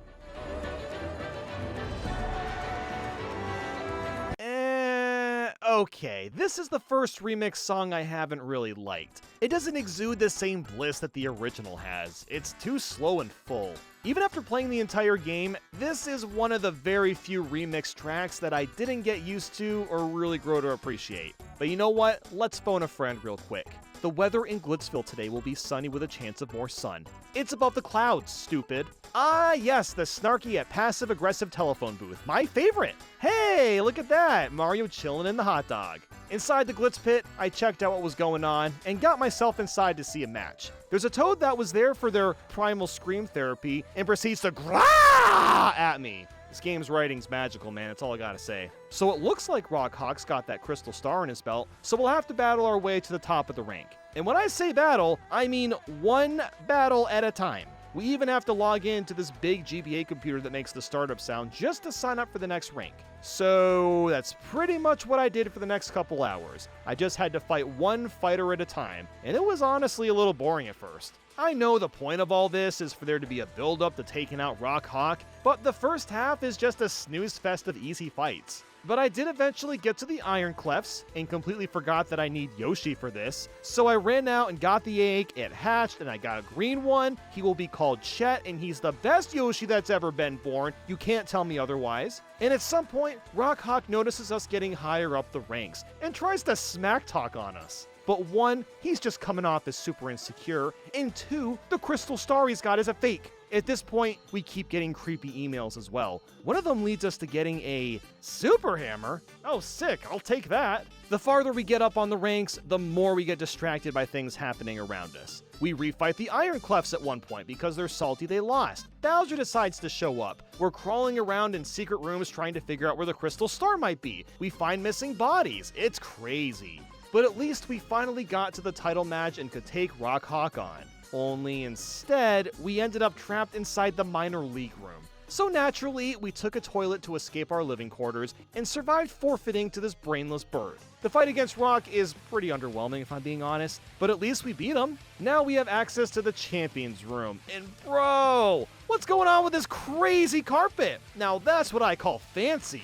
Now, of course, we don't have the real crystal star yet, so after crawling around some more, we learned that Grubba is basically harnessing the crystal star like steroids. And now we have to fight him, and I gotta say, he's the first somewhat hard boss fight. We also find out Jolene was Grubba's manager, and also has a brother called Prince Mush, who was the champion at one point. But Prince Mush secretly disappeared, and then he suddenly appears from the star. Whoa, hold on! Oh, by the way, I need you to write down Prince Mush's story. That's going to be on the test later. Don't forget that, guys. And that's basically it for Chapter 3. This game has been a lot of fun so far, but it's really hard to keep up with the collectibles as I'm playing through it. When I beat the game, I'll likely have to go through every world and find everything that I missed. But we return to Peach again, and now she's on a mission to see what Sir Grotus is up to. Then we go back to Bowser, and he's very behind the times, showing up at the Great Tree trying to get the Crystal Star himself.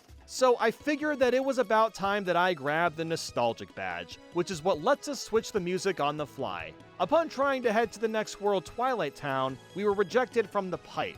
Well, that's never happened before. So Frankly tells us to find this guy Darkly that lives in Twilight Town, and he writes our names on us so that we can go through. Okay, sure thing, I guess. Also, let's just listen to what Darkly's sound bites sound like. That sounds awfully familiar to a certain funny skeleton. But now we can start the next chapter and dig into Twilight Town.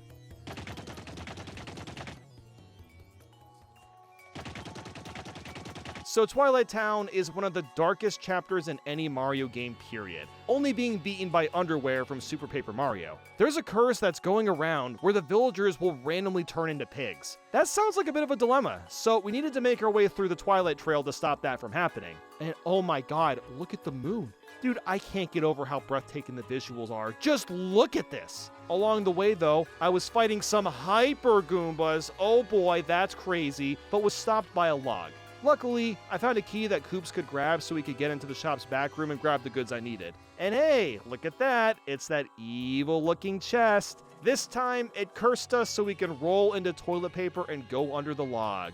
Ooh. But yeah, this led us to Creepy Steeple. And it's definitely creepy, alright. Getting spooked out of my skin out here. I mean, really, it's scary how pretty the glass-stained windows just pierce light onto the floor. Oh, boo jump scare! See, I told you, this place was terrifying. Now, the goal here was to hit some switches to move the staircase around to climb up top. Once we got there, I found a bro that's got a CRT hooked up, but without a GameCube plugged in. What are you even doing, man? And as you'd expect, this is the guy turning the villagers into pigs, and he can also take others' bodies. So he took Mario's body, and now I'm just a shadow of myself.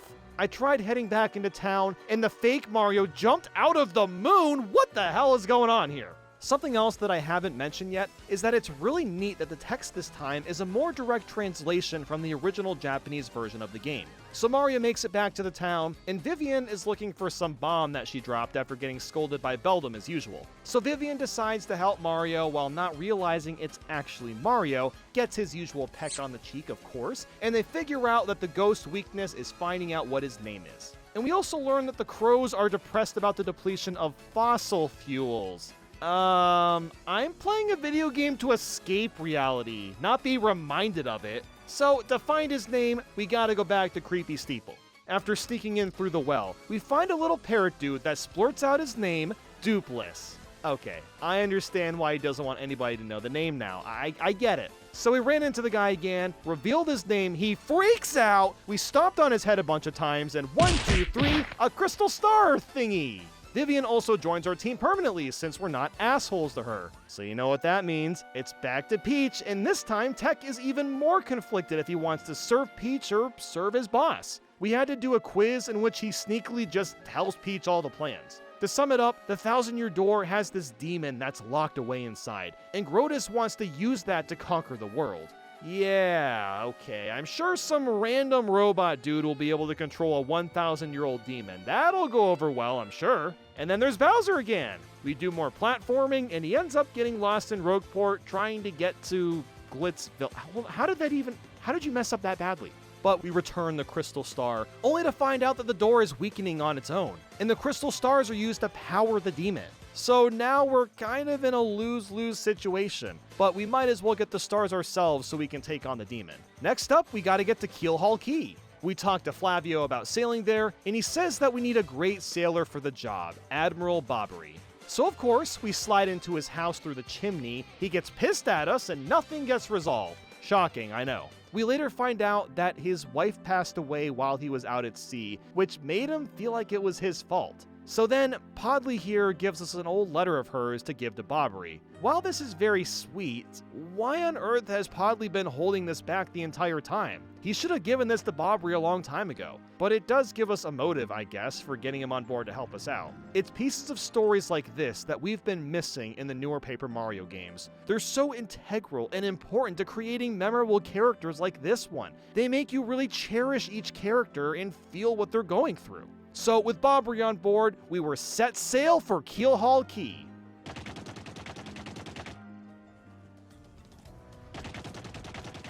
On the way there, we're stopped by Pirate Ghost, and everyone's knocked into the water, oh god. But we still made it to Keelhaul Key. Wait, how do we do that? Our ship got wrecked. Oh well, who cares? Look at how goddamn beautiful this world looks too. Oh, and I guess Bobbery also survived, but he's on his last dying breath. In fact, he just wants a Chocola Cola before leaving us. So we go to Flavio to get the cola, but guess what? He won't give it to us because he wants something to eat! Why are you so stubborn, you purple-haired asshat? So now, we gotta take this pipe to a random island, get a coconut, trade it for the cola, and finally give it to Bobbery for his sugary goodness, which made him feel better. Sick. We aren't done with Flavio's shenanigans yet. Oh no, we need his stupid red skull to solve a puzzle so we can get into Pirate's Grotto. And now that we're in here, oh my god, look at the water. How did they get this 2D water looking so clean and smooth? This cave has more puzzles to get through. I really like this one where you had to time the plank with throwing Bobbery. But honestly, I was just admiring how the cave looked this entire time. Oh hey, it's the funny evil chest. Now he's cursing us with turning us into a boat, which frankly really powered us up because now we have the power to avoid getting our paper soggy. After a bunch of sailing around, we found a bunch of toads trapped underneath. Well, hold on, how are they even alive still? But whatever, we saved the little rascals, and oh boy, it's the Pianta couple! Well, well, well. You guys should have listened to your old pops instead of running off, huh? But we made it to the pirate ship with the Crystal Star, and gasp! Cortez is guarding the treasure, so we gotta fight him for it. While he doesn't seem to have that much health, he comes back to life a bunch of different times in different forms. It's a really fun and varied boss fight. So after that, he gives us the 5th Crystal Star, we bust a hole in the wall, and then we're free to go. Except that we're still stranded because our ship got destroyed. Oh wait, here comes an X-Naut ship! Oh no! That's right, there was a rogue pirate the entire time. So with that, there's not much we can do except bargain with Cortez for his ship. So he ends up helping us out, and we have to fight Lord Crump again. He has really unique attack patterns with the X-Nauts, but it's another simple battle. And that secures us with the next Crystal Star. And yes, next it was Peach time. Now we have to get a data disk from Sir Grotus' room to get some more info. So we had to whip up a potion and strip down, baby. And I should note that the data disk is also the shape of a Famicom disc, which is fantastic. And that's about all that happened. As for Bowser, he arrives at Twilight Town a bit behind as you'd expect, but also Lord Crump is there for some reason. They have an army duel-off or whatever. They throw some bombs at each other. They both explode in their faces. Good stuff, gentlemen. But back at Rogueport, we need to get a ticket for the train. So we had to ask Don again, but wait a second. He's sick? Oh, he's sick with loneliness. He just misses his daughter. So we gotta get his daughter and boyfriend from the island, but it's not that simple. The couple is getting married, but the wedding ring is missing. So for some reason, I had to find their ring, and then they'd finally go back to Don Piana, and we got our train ticket. And after all of that, Beldam overheard us talking about where the 6th crystal star is. Honestly, it's probably fine. Let's just choo-choo it up to the next chapter. Excess Express.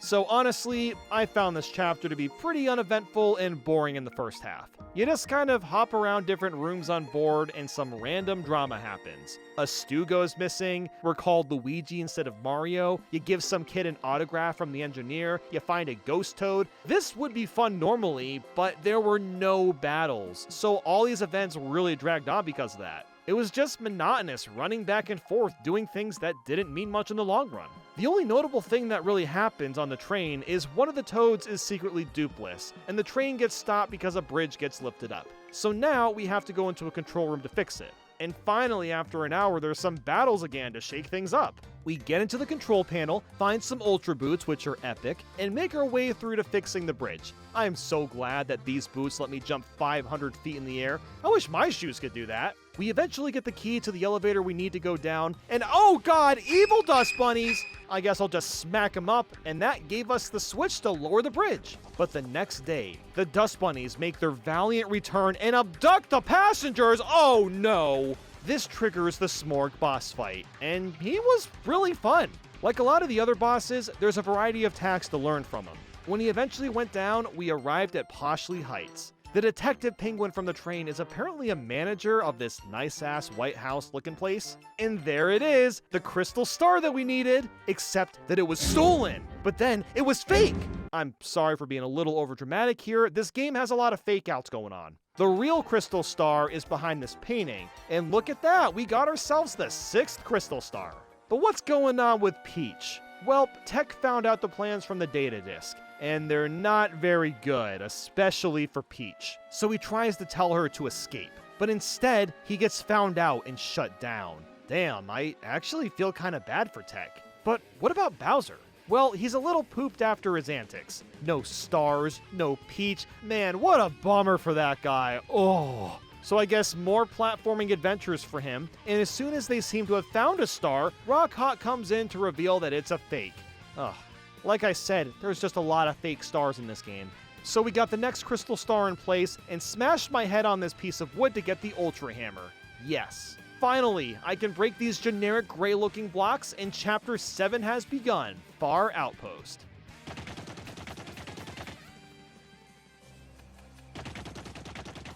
I gotta start this and comment on the Russian Bob-Ombs. These might be my favorite designs if I'm being honest. We find the leader of Far Outpost, but he'll only negotiate with Bobbery, of course. We basically have to use this cannon to shoot to the moon, because rockets don't exist yet, I suppose. So to get the moon to work, we have to talk to Gold Bob and General White. Gold Bob isn't a problem, just a quick trip to Poshley Heights for him. General White, however, is a different story. But thankfully, this remake fixes Thousand Year Door's biggest problem, the backtracking. Going from world to world can be very tiresome and tedious in the original game because each pipe is so far away from each other. But that's no longer the case. There's a new room that has every pipe to every world in one spot. And the reason this is so nice to have is that we're forced to talk to a bunch of NPCs to track down General White. This dude likes to get around, so I had to go to every area at least once. And of course, he ends up asleep in Far Outpost at the end. After wailing on him with the hammer for a few minutes, he wakes up and we can finally go to space. The X-Naut base is located on the moon, so we needed to get there to save Peach and find the last crystal star. Now, the one thing I've been curious about while playing this whole time is the X-Nauts theme. That is my all-time favorite song in the original, so I wanted to know if the remix was gonna hold up.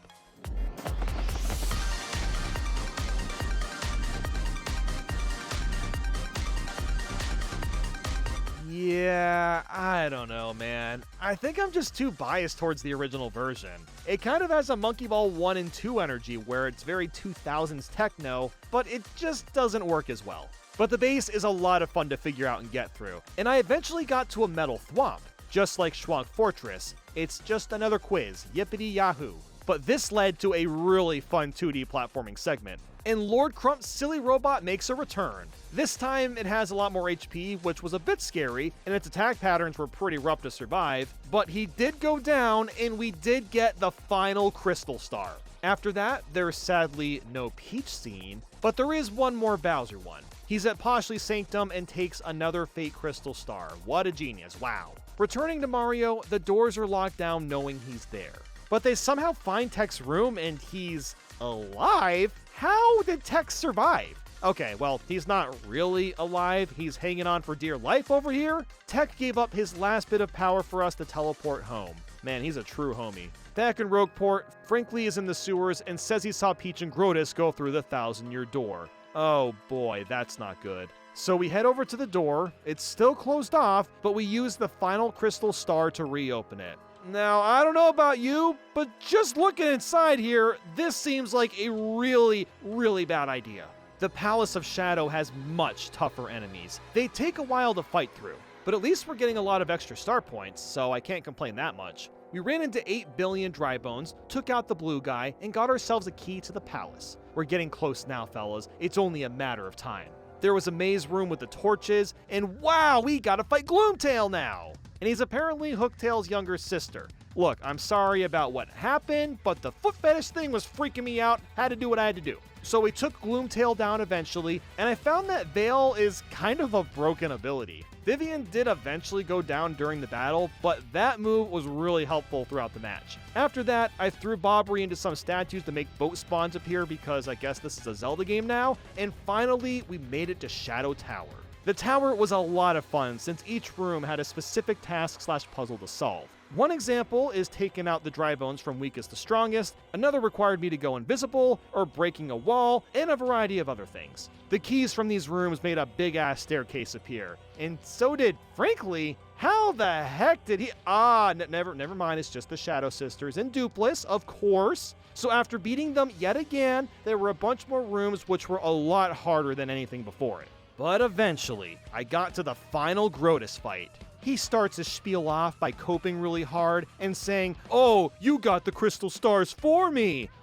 Sure, your comrades just sucked ass and I'm here to kill you. Yep, take that. But the first time I fought him, he kind of destroyed me, I'm not gonna lie. The second attempt went over a lot better since I figured out a better strategy. After Grotus was defeated, he reveals that Peach has been here this whole time. And Grotus starts zapping us, and we probably wouldn't have survived this if Bowser didn't come in to crash the party. Thank you, Ex Machina. So I guess we're fighting Bowser and Cammy now, and they weren't that hard to fight either.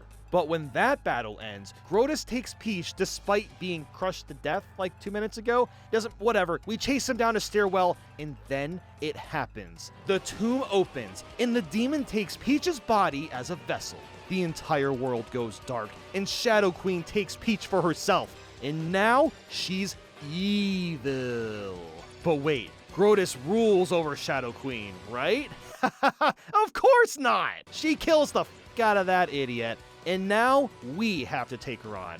I love how intimidating this fight feels. This last chapter is exceptionally long compared to the others. It feels like a really proper conclusion, but now onto the fight. Shadow Queen is strong as hell and eventually reabsorbs all the energy we dealt. This just makes everything feel so dire and hopeless. But the crystal stars surround us and leave to go back to their original locations. And suddenly, we hear loud and proud cheers from around the world, sending us positive and nice messages. This weakens the Shadow Queen to the point where Peach kind of comes back for a moment, and we get the last of her power to fully heal. So then, the second phase of the fight begins, and good lord, this fight is freaking hard if you haven't done it before. I lost twice and clearly wasn't prepared yet. So I had to go back and get some new badges to make myself a bit stronger. Quick change was a big inclusion here. That'll make switching partners much less intrusive. And I also went and got some actual health items just in case. So after getting better prepared and going in once again, we finally beat Shadow Queen Peach. Man, that fight was awesome. It's so fun to actually have to strategize and play well. It's rare to see final bosses this tricky from Nintendo. We watch Shadow Queen vanish into thin air, leaving Peach to lay on the ground, safe as sound. And this is normally where the game would be over. We say goodbye to our partners to go home, which is oh so sad. And Vivian definitely wants to say that she loves Mario, but Peach is kind of just right there, so good on you for holding that one back. When the credits rolled, I started to reflect on what I just played. And man, this game is still amazing. One of Nintendo's best games of all time. It hasn't aged a day. But to those still watching, you already know we aren't even close to done yet. I have so much post-game to tackle, it's not even funny. So let's get started with it.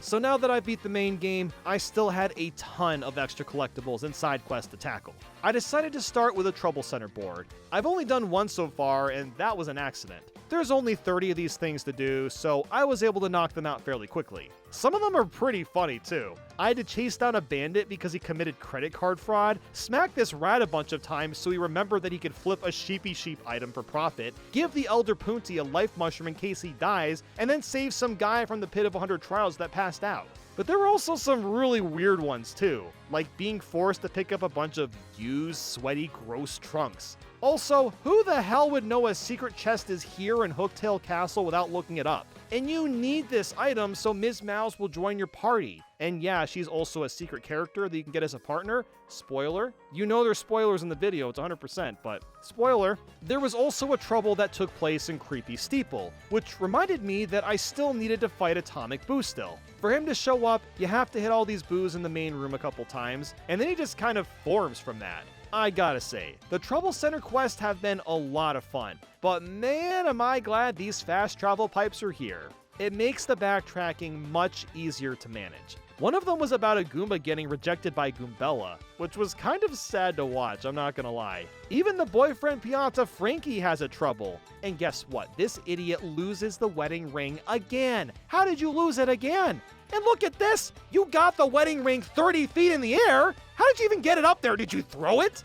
But then we've got this businessman that forgot the passcode to his suitcase. And he's asking me to find it?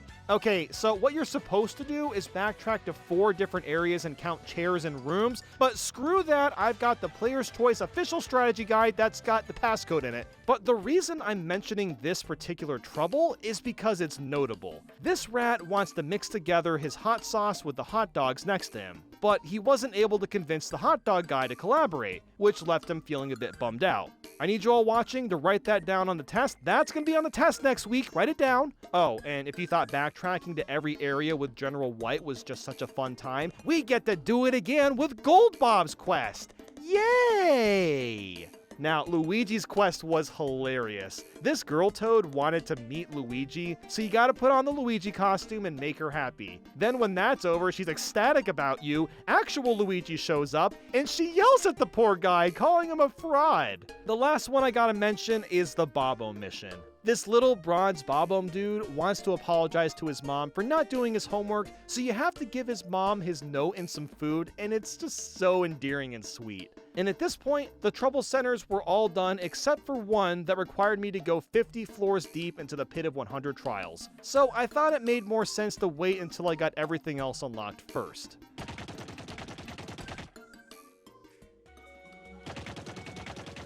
Next on the to-do list was to find the missing shine sprites. Most of these weren't too hard to find, and there's not that many to begin with. So I got them all no problem. It really helps too that the map actually tells me when I've completed an area. So after that was the star pieces. There are a lot more of these things, and they're hidden better too. Just because of their smaller form factor, it took a bit longer to track them down. There was one I actually couldn't get yet in the Glitz Pit, which was kind of funny. It's literally just one star piece hiding in Jolene's office. And while normally I could just go back to her office anytime since I was the champion, there's a brand new fight here that I still have to play. And I think because of that, I was also knocked all the way to the bottom of the rank, removing my access to her office. So I decided that I should just wait to get that star piece until I do the secret boss. But yeah, I basically just kept getting star pieces, and there's really not much to say about it, honestly. A lot of these pieces are hidden in spots where you have to ground pound the floor, and that can be really confusing. The most challenging star piece was probably the one on the moon. I had to first find this cog so the machine would turn on, and then it turns into a very precise crane game. But after that, I cleaned up the rest of the star pieces and was completely done with them. I went to Dazzle to exchange my star pieces and oh, no, I forgot there's still the one in Glitch Pit. Alright, well, now is a better time than ever to do the first secret fight. But before I could do that, I had no choice but to do all 20 fights again so I could get access to Jolene's office. And thankfully, I wasn't constantly stopped like in Chapter 3, but since I'm so overleveled, it was a snooze to replay this. So after like an hour, I broke into her office again and got that final star piece. So now, let's get started on the first secret boss, Prince Mush. See, I told you he'd be on the test. This is super cool because he was cut content in the original game, and now we can actually fight him in the remake. And oh my god, he goes Super Saiyan! Dude, Prince Mush is no joke. The best and almost the only way to hit him is by super guarding, because otherwise, he'll dodge most of your attacks, like 95% of them. The super guard gives you a brief moment to actually hit him, and that's all you get. You also can't use most attacking items since he's vulnerable to them, and let's keep in mind that he has moves that deal like 60 to 70 damage per turn. His attacks are insanely hard to block with a super guard as well. I mean, look how fast he's going. No wonder Prince Mush was poisoned by Grubba. This toad is an unstoppable force of nature. So after losing to him, because holy sh*, I wasn't ready for this, I adjusted my badges a bit and got some much better items in stock. It took a couple more tries until I finally beat him, because damn, he was hard. It was really satisfying trying to figure out and learn the super guard timing. He's probably the hardest boss in the whole game. I also love how after all of that, you only get 30 coins. Dude, I deserve a mansion after that fight. So now that I've done those 2 tasks, I unlocked everything in the art and sound gallery. These are so fun to look at. A lot of this art shows unused sketches never seen before. Look at these ideas for Hooktail's face. This is so awesome to see. And those Yoshi hairdos, those are looking sick. I just gotta preach this. Can Nintendo please start doing this more often with the remakes and remasters? It's fascinating seeing concept art of characters and what they may have ended up looking like.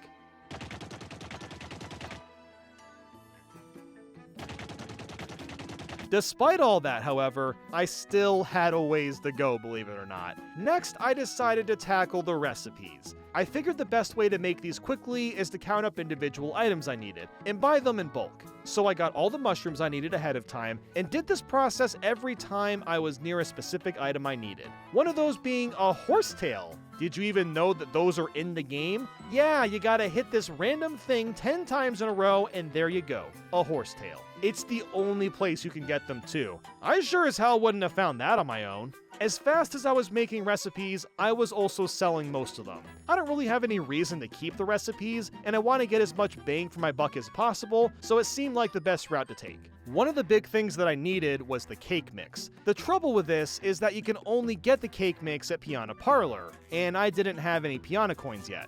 I haven't really used these machines yet, but I know you can get coins from them. However, I was more interested in the mini-games. These would allow me to get a ton of Piano coins to get the cake mix, and any other good badges I needed.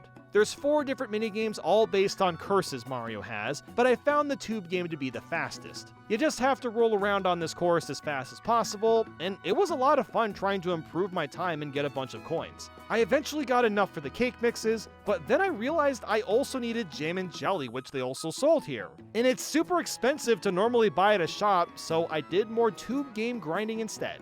At this point, I've made all the basic recipes and was just getting the more obscure food. The most annoying food to get was definitely the 4 mystical eggs. I had to play the game with Petuni, go into the pipe, and then turn around and do it again so I could spawn another egg. But besides that particular one, it wasn't that bad. It just took a while to travel and get all the different food items. Thank God for this spreadsheet that I found online that says what each recipe is. This would have taken forever to figure out without it. And recipe after recipe, I eventually got down to just 1 left. And this one I saved for last because it's brand new to the game. Guys, get your notes out. This was on the test. Remember that businessman with the hot sauce and the hot dog? Well, in the original game, combining those 2 foods together gave you a mistake. But in the remake, you actually get hottest dog. What a teeny tiny detail for the devs to pay attention to and add in. You can't help but love this excruciating attention to detail. They didn't have to do something like that, but they did it anyway.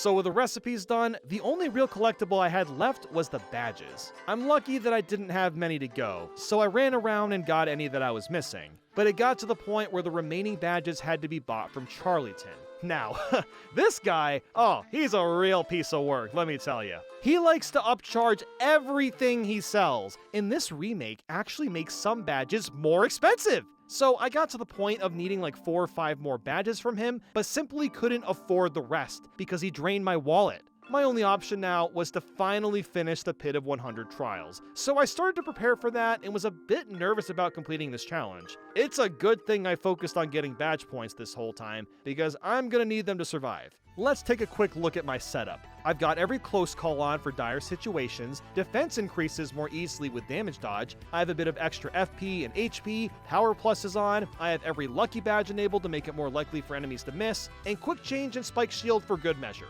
But I'm not gonna lie, I'm still nervous. This is such a long task that could all end with one game over. Looking at the items I had, I think I maybe went a little bit overboard on preparing, but I really didn't want to have to redo the Pit 100 Trials, because that would be devastating.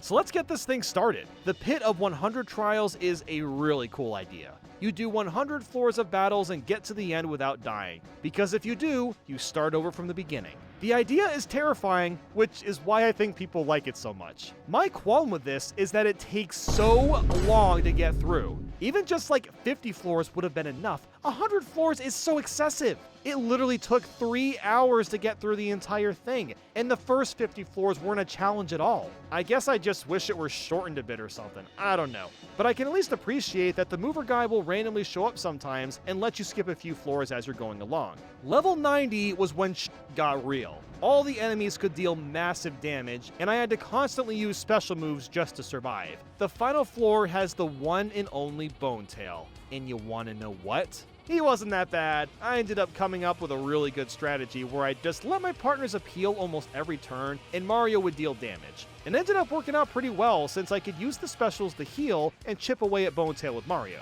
And I'm so glad to say that it worked, because after 3 hours, I managed to clear the Pit of 100 Trials. Finally, I could afford Charlieton's overpriced badges and get the rest of them. I was checking to see if I got everything, and was actually missing a few tattles. You might see that number 10 is missing, and it's a character that's called Goomboard. What? Wait, what's a Goomboard, and how did I miss that? Oh, I see. It's the stupid tutorial enemy. You gotta tattle that for some reason. Okay, sure. But even after that, I'm still not done. Oh, what's this? An interesting message we got here. Let's see. There's a mysterious creature in the Pit of 100 Trials that replaced Bone Tail. Oh, come on! You want me to climb down the pit again for one secret boss? I'm not gonna lie, I was kinda pissed, until I found that there was a mover at the very beginning that would take me to floor 50. Oh, thank you! Man, I was not mentally prepared for another 100 floors of this. But who was the last secret tantalizing boss? Well, it's a very goofy one. The piranha plant of Smash Bros, dare I say. So, there's one spot in the game where you hit this little mole dude called a Wacka. He gives you Wacka bumps, and you can take up to 8 before he stops giving them to you. On floor 100, you'll find Wacka here again, and he wants revenge. I don't blame the guy either. We smacked him around for virtually no reason. He deserves to fight back after all this time. Now, normally, this fight would be terrifying. The Wackas he bobs towards us do insane damage. We could very easily lose this fight, but I found an exploit that made this the easiest fight in the game. Pull out Vivian and use Veil over and over and over again. Wacka's only attack are his Wacka bumps, so just attack with Mario and use Veil with Vivian. You will literally never get hit and just win. So when he's done, you get a gold Wacka bump as a reward, and that is almost it for 100%. There's one more thing to do. The game tells us it has one more shiny reward for completing everything, and what could it be? Oh boy, oh boy, oh boy, I hope it's good.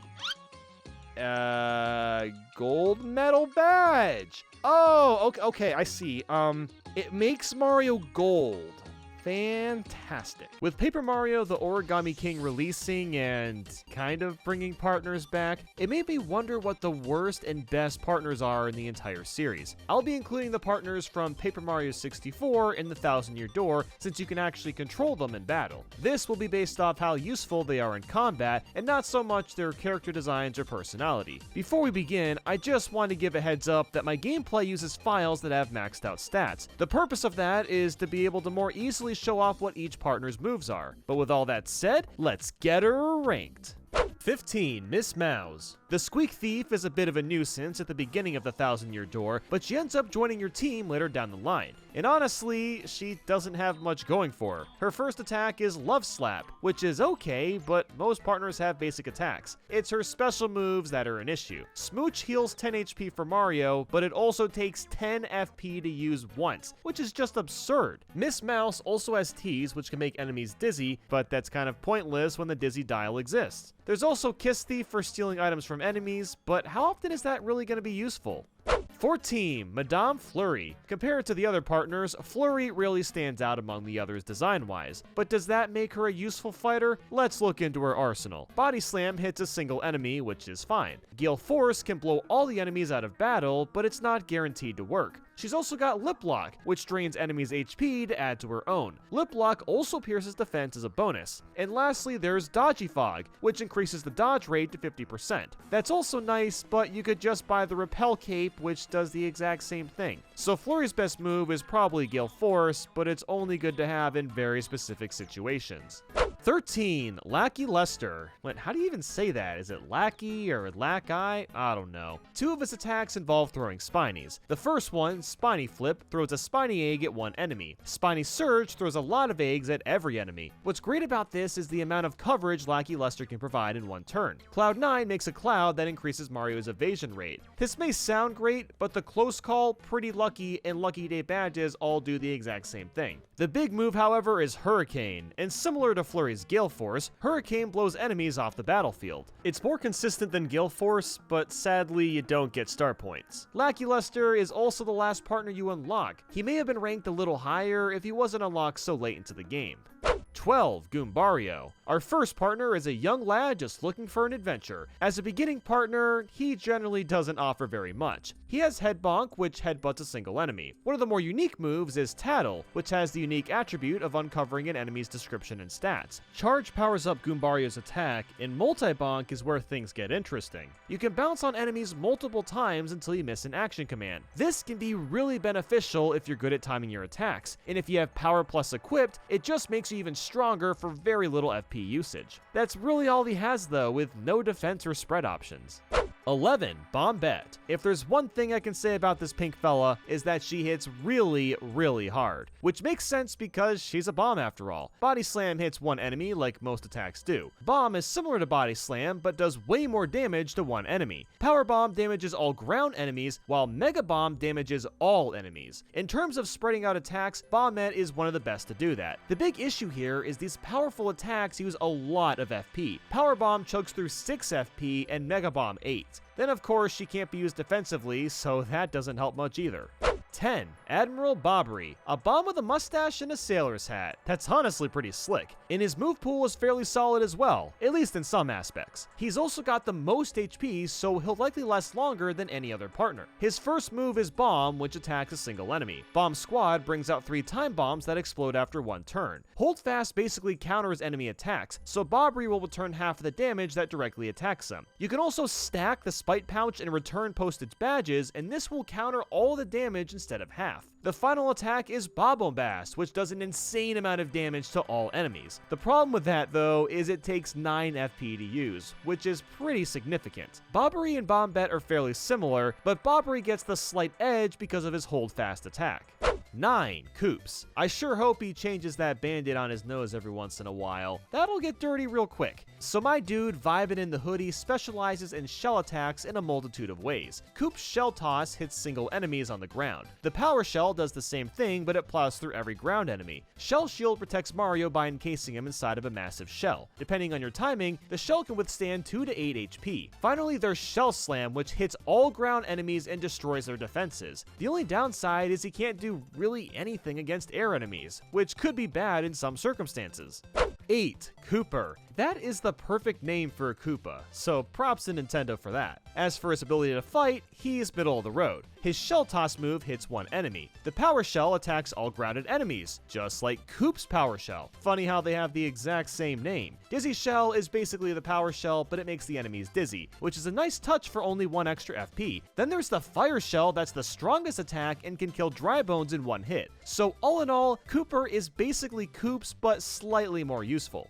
7. Paracarry. Of the 3 Koopa partners, this one is slightly better than the other 2. Skydive kicks 1 enemy while in the air, but the big advantage is that he can hit enemies on the ceiling. Shell Shot has Paracarry going into a shell and shooting himself at an enemy. Next is Airlift, which is a bit of an oddball. With Airlift, Paracarry removes an enemy from the battlefield, but this doesn't work if the enemy has spikes or is on fire. So while it's an interesting concept, it's only practical at certain points. Air Raid is pretty dope though. Paracarry flies around the screen dealing damage to every enemy. Air Raid uses 6 FP, but again, there's badges to help mitigate that problem. The big downsides here is just Airlift the move, and that there's no defensive moves like Coop's Shell Shield. But Koops and Cooper are limited to attacking ground enemies only, while Paracarry has no such limit. 6. Vivian. If you need someone to heat up the battle, this is your best bet as lots of Vivian's moves cause burn damage. Shade Fist is a punch that can set burnable enemies on fire. Veil is really interesting because it hides Mario in a shadow, therefore bypassing enemy attacks. While this is obviously great for defense reasons, Vivian has to recharge and can't do anything for the next turn. Fiery Jinx is fantastic because it deals fire damage on all enemies as well as piercing defense and burning them. Lastly, there's Infatuate, in which Vivian blows a kiss and all enemies become confused. This is fairly useful because it works on multiple enemies at once. 5. Sushi. This large fish is pretty crazy. The top 5 partners very much deserve the spots they're in. Belly Flop is an attack where Sushi hops on one enemy. Squirt shoots water at one enemy, and it's also a water type move. Water Block gives Mario higher defense, which is of course a huge plus. Then there's Tidal Wave, practically the most powerful move in Paper Mario. It's got the capabilities of knocking out every enemy on screen, though the lag on Virtual Console is pretty terrible. Sushi has great attack power and can beef up Mario's defense. What a good fishy. 4. Lady Bo. This may be my favorite sassy ghost ever, and she just so happens to be one of the best partners in combat. With Smack, Bo will hit an enemy between 4 to 6 times depending on the rank. This is great for a 0 FP move, but it's also useless against an enemy with defense on. Out of Sight makes Mario and Bo invulnerable to attacks for 1 turn, so it's similar to Vine's Veil. Spook can potentially scare players off the battlefield, and Fan Smack is a much stronger version of Smack. Bo hits a player with a fan and can do anywhere from 2 to 10 damage. That's pretty crazy for how cheap Fan Smack is, and that's before including badges that can increase attack power. 3. Watt. A bolt of electricity with a pacifier. I don't understand how anybody comes up with these ideas. For the amount of things Watt can do, she's fairly conservative with the FP. Electro Dash attacks one enemy with an electric shock. As a bonus, this bypasses any defense an enemy may have. Then there's Power Shock, which paralyzes a single enemy. Turbocharge charges up Mario's attack power, and Mega Shock paralyzes all enemies. The most FP you'll ever use is 5, which is pretty low considering the amount of versatility Watt has. 2. Goombella. You might be really confused why Goombella is so high up while Goombario is so low. Let's get to that in a second, but first let's cover her bases. Goombella has Head Bonk, which hits a single enemy. Tattle works exactly like it did in the first Paper Mario game, and Multi Bonk lets you hit multiple enemies until you miss the action command. Things get spicy with Rally Wink. Goombella winks at the crowd and Mario gets a second turn. This might not sound like much, but the amount of options you gain from being able to use Mario twice is truly exponential. You could attack again, take a moment to heal, use an item. Really, the possibilities are endless. 1. Mini Yoshi. Are you even surprised that Mario's best pal snuck up to the top spot? This is the only partner that has alternate colors based on how long it takes for his egg to join Mario's party. Yoshi's first move is a ground pound, where he bounces off a single enemy. Then there's Gulp, where Yoshi eats an enemy and spits them back out. He can even eat spiked enemies without getting hurt. Mini Egg is a ridiculously good attack that somehow only takes 3 FP. Yoshi throws 3 to 4 eggs, which will then shrink the enemies and deal damage. And we're not even done yet. His last attack is Stampede, where a herd of Yoshi come in to attack all the enemies. It's a great nod to Smash Bros. Bailey's intro, and it's extremely powerful. I guess you could say he doesn't have much for defensive options, but his attacking move pool is so over the top compared to most characters that he has to be number 1.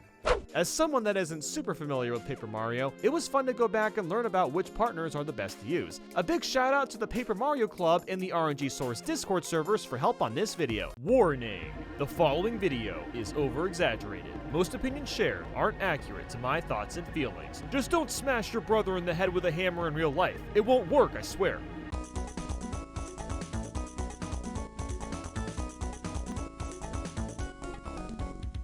This game has easy sleep and auto sleep.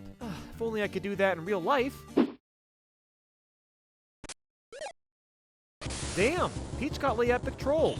Okay, why are Mario and Luigi drying their clothes outside? Have you seen the amount of coins Mario collects? Have you seen their house? They've got the space, they can afford a washer and dryer. So Mario doesn't have nipples here, but he does in Mario Odyssey. Did he grow them himself, or was there a surgery? Jesus, Peach, get a hold of yourself. You're gonna get dehydrated from that much crying. Who the hell would steal someone's voice? Why not just find, I don't know, a Peach impersonator, or just alter your own voice with an audio editing program? Bowser's face looks really weird at this angle. Hey, that's not Green Guy. Can we not be so disrespectful to Luigi? Mr. Greenie? Ugh, come on, guys. It's Luigi. This isn't hard to remember. So this Koopa wants to see our passports, and when he's looking, he shrinks down to see them. Why and how did you do that? You can't tell me that Mario and Luigi fell from the sky, falling so fast that they were burning up and managed to survive. No, didn't happen. The border security really isn't letting us pass because we're the jump guys and we have to prove ourselves somehow. Ay, ay, ay. Why do we have to pay so much money to Tollstar to get Bowser out? Mario and Luigi could easily pull him out of the cannon. Bowser's having a bad day, isn't he? For some reason, you switch character placements by pushing Start and pause the game with Select. Why the random change of buttons? Do you know how much this threw me off?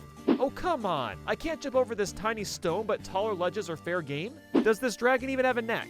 Well, excuse me. Oh no, not a Zelda CDI reference. Is Cackletta really bringing up foreign policy right now? It's my policy to not discuss these topics. What are you doing, Cackletta? Luigi really didn't get a free badge as well. I'm so tired of the Luigi abuse. Mario died! Oh no! Anyway, I'm a dancing again! Woohoo! So the secret technique is bashing your partner so hard they become squished. I don't know about you, but this just sounds like revenge to me, but hey, whatever floats your boat. So for Chucklehuck Woods and many other areas, we get this nice map to figure out where to go. But with our personal map, we get one picture which shows hardly any details. That's a bunch of bullcrap! Is there any point to making a custom jump on barrel button? Why can't Mario just jump on top normally? I always feel bad when we beat up Wigglers. I'm sorry, buddy. This is the stuff that comes out of nightmares. Whoa, hold on a second. Is that a motherfucking JoJo reference? Gino really just made a cameo in a toy minigame instead of being playable in this actual RPG game. Nope, I'm not salty at all. No way. This casino lottery place needs to be evicted. He straight up fed Mario poison. That should be against the law. I don't know what this fetish is, Luigi, but please don't show me this. What on earth did they do to DK? So you finally got your ship to move again after thousands of years, only for it to crash again after 10 seconds. Worst pirates ever. The pacing for finding the Beanstar pieces is a bit wonky. I spent about an hour or two on the first piece, and then like 5 minutes on the second. All of this talk is just meant to swindle you out of your money again. It's all lies! Lies!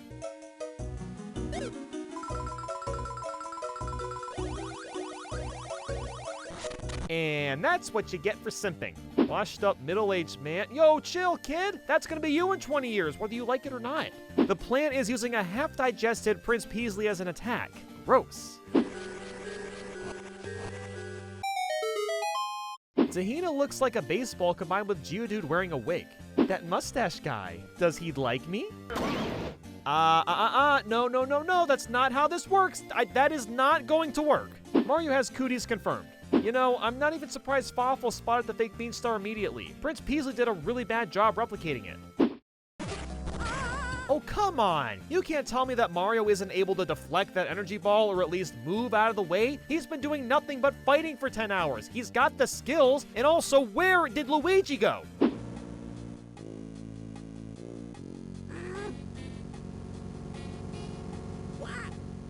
Oh, Luigi, I love you for doing this. Every once in a while, the depth perception can be a little wonky.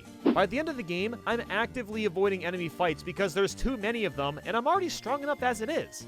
You know what? Prince Peasley actually sucks. Not only has he not done any work with these fights, but then he got himself hurt in the process of helping us. I hate this guy. Hey, Nathaniel. Can I ask you something? Oh, hey. What's with the headphones? Oh, I just found some wireless ones in someone's shopping cart. Anyway, do you remember the Orb of Power? Okay, what's this about? Do you maybe, possibly, kinda still have it? Nathaniel, we've already gone down this road. Can we not? Well, hold on a second, wait. I think I figured it out. Like, it's actually so obvious. It's right in front of us. We just need visual imagery. You're still having a problem with Lego Mario, aren't you? It's a Mario time! Now I get another game with me. Mario!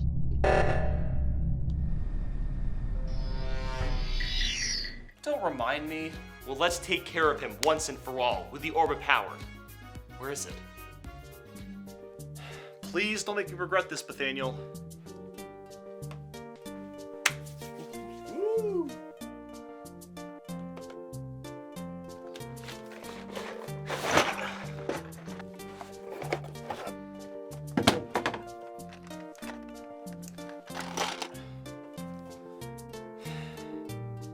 You need to be careful with this. Just don't do anything stupid with it, okay? Remember, it stole your soul last time you used it, so I hope you know what you're doing. So by closing my eyes and thinking about the same sentence over and over again, the image in my mind should come alive. With the Orb of Power, I just have to repeat, Lego Mario does not exist, and this should work in real life. What are you playing? Mario and Luigi Superstar Saga? I love that game! Well, oh, right, of course.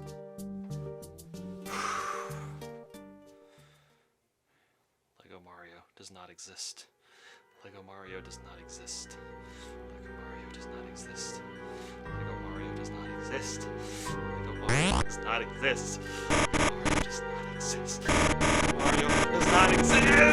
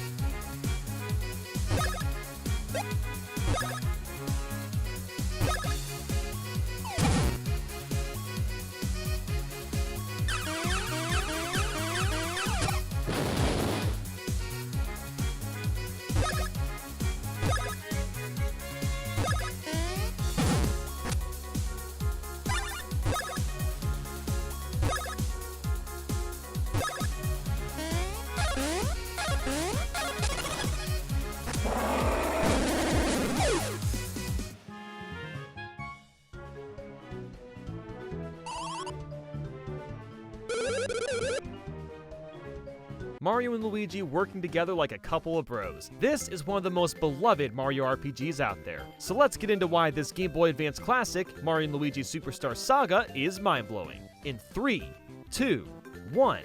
Hold the phone. Nobody told me they put Mario Bros inside Mario and Luigi Superstar Saga. I thought it was only in the Super Mario Advance games. That's freaking awesome. 30 seconds in, and I can already tell this will be a great game. Wait, we get to play as Toad? I wasn't expecting that. We literally play as Toad just to step in on Mario showering. Yep, this will definitely be an amazing game. Oh, hell yeah. The battle music slaps. Mr. Ugly Bad Guy? I'm not gonna lie, Bowser looks like an adorable plushie in this game. That moment when F-bombs are so powerful that it causes physical pain and damage to others. I am digging this Peach's Castle remix. I love how I can just tell this Toad that the mushroom wasn't for him, and he's so upset about it. Like, dude, you don't need these. I'm the one doing all the work here. Luigi's voice clips. It's always so cool seeing Mario team up with Bowser. So this ship literally has a hand that comes out of a mouth just to capture people. The animation is super crisp. The amount of sprite detail from the characters and world is immeasurable. Luigi has incredible neck and back strength if he can so casually balance Mario on his head like this. Ah, good old Hoo Hoo Village music. It's so relaxing.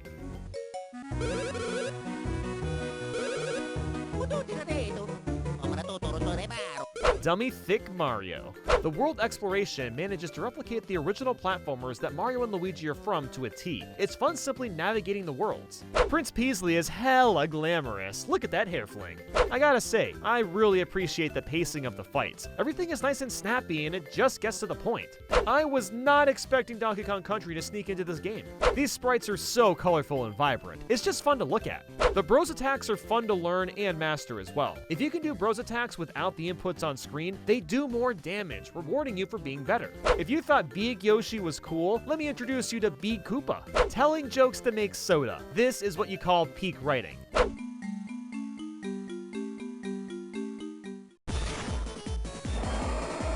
Well, that was unexpected. The fact that Luigi managed to roll all the way to the bottom without falling off is really impressive. Good job, buddy. Oh my god, the Dr. Mario viruses are enemies. And even cooler, they die when you make them the same color just to pay homage to the original game. Simply incredible.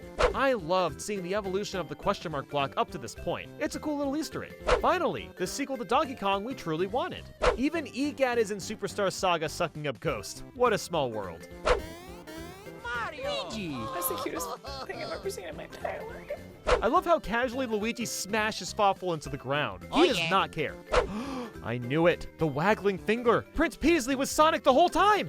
I still can't believe Birdo was a vital key to the plot twist. That is something I never thought would happen considering how much Birdo was used as a filler character in the Mario universe. Not only is there a ton of enemy variety, but all of them fight differently and have multiple attacks. Finally, Luigi gets the love and pampering that he deserves after all this time. Hey, can we throw up some dance music for Bottle's dance moves?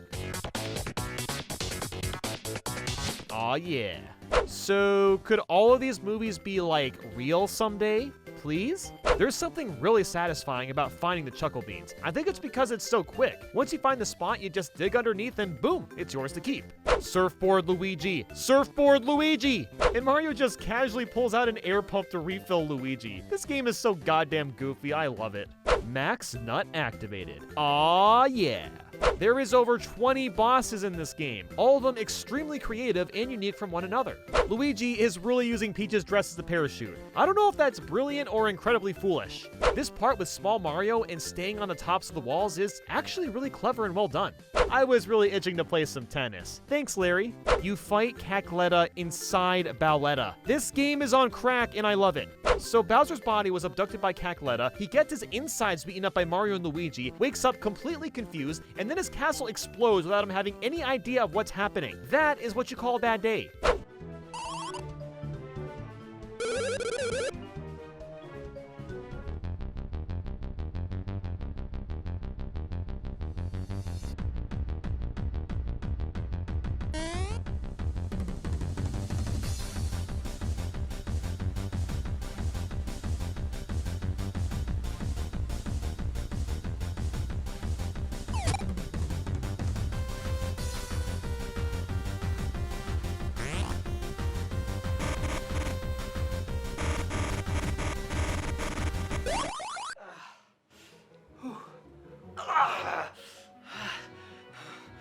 That was awesome!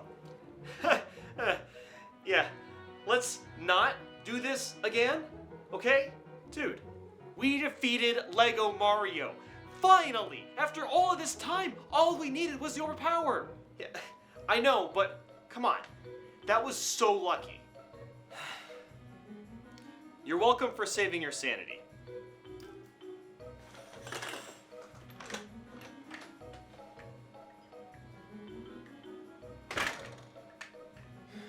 Well, he's not wrong about that. Maybe I will use this again.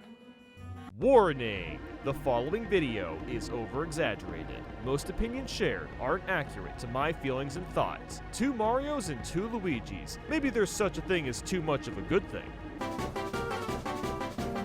Oh yeah! Baby!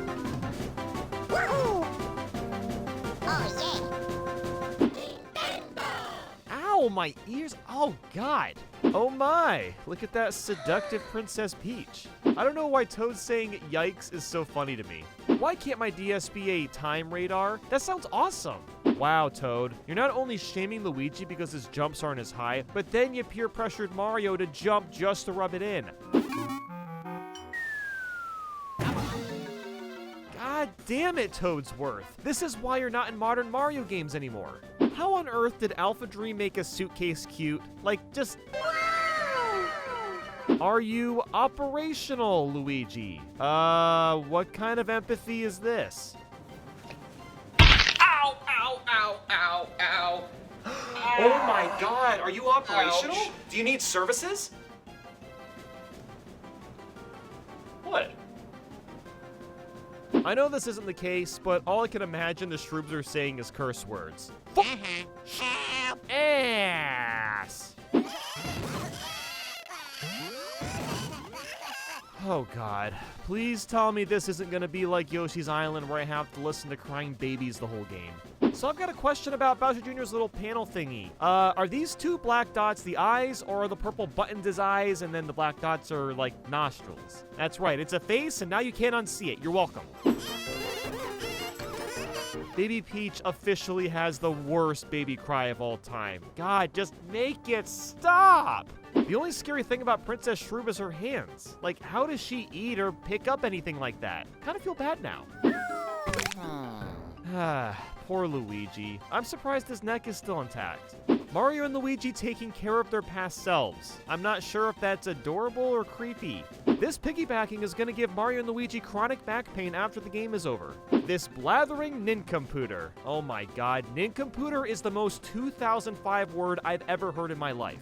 We really just saved up all this fire to burn down some trees. There must have been another way. That's bad for the environment. When you make one misinput and have to restart the stupid lift part all over again. We are Teshroob allies, we Roxer you, and then Raffle, then you am cry. Guys, my space was not this bad, I swear to God. I'm actually cringing at this Hammer Bros text, and I'm not one to just throw that word around at anything. This is so beyond dated that it's insane. Thank God this game is self-aware and that was just the antenna causing all that, because, oh my God. Are they consuming the Wiggler's crap? That is disgusting! Wow, Mario and Luigi really just lost these shards from spinning too fast. Bowser Jr. is right, they are losers. Oh God, the big Yoshi from the bad timeline. Is there any reason that only Baby Mario can do the water thing now? Because regular Mario should still be capable. I'm sure those cookies are delicious, but babies don't eat that fast. Hell, it's a struggle to feed most babies. And this is why you don't eat boulders. They can stretch out your intestines. It happened to Nathaniel one time, just ask him. There is no way that the Mario and Baby Bros managed to fall from Yube's hole all the way back to the bottom without shattering a single bone. Impossible. Peach straight up dies. This ball is literally just Kirby's wheel power-up. Could this walkway possibly be any narrower? The items are so broken in the game. Not only are they really powerful, but you get so much money that you'll only use them for bosses. Yes, Baby Mario, let's just smack Luigi with a hammer to wake him up from a high fall and then cry afterwards. Good morning, Luigi. Welcome back to reality. Yo, so I just did this timed race with 0 seconds to spare, and I just had to show it because it'll never happen again.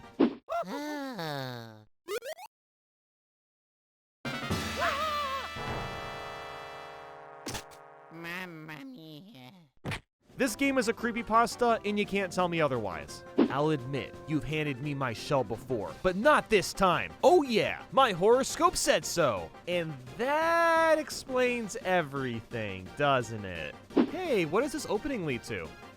Wow, a debate. It leads to a debate. This Goomba looks like it hasn't slept in 2 weeks. Can we make this picture of Egad's brain a meme template, please? Yeah. Water definitely can't extinguish an actual eruption. I hate when these tiki head things make a rainstorm and heal. It's not making this fight harder. It's just prolonging it. You, too heavy. Bruh, what are you you can't just say that. Even if your lady is a thwop, it doesn't matter. You can't just say that. I'm really over the babies crying for no reason. Like, I get it. They're babies. This Star Door is being a shithead to Luigi for no reason. What was the point of going into battle if I was gonna win automatically? There is absolutely no way this chain chomp moved these pipes without water gushing inside messing up their travels. I was gonna make a comment about there being 2 save blocks next to each other, but then the suitcase starts acting all sussy, and now I know why you shouldn't trust talking suitcases. This doesn't upset me, I just wanted to show you how sick this Koopa combo was. I can't believe how long I managed to hold on to it without messing up.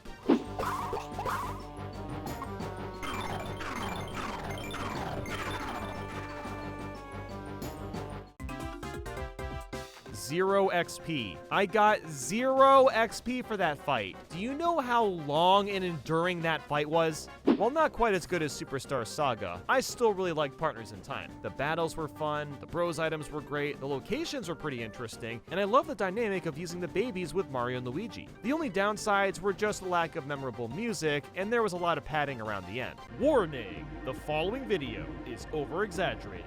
Most opinions shared aren't accurate to my true thoughts and feelings. Bowser has a tummy ache and hears Italian voices. It's probably not a tapeworm this time.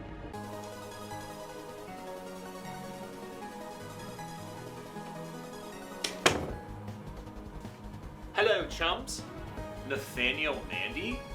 What's up? Say, do either of you scallywags happen to have any consumption that I can forego with? Can you come by again? I didn't get that. Pardon me. If I may, could I partake in a feast that either of you have been guzzling in recently? Can you, speak English? I don't know what you're talking about. I hunger! Ow.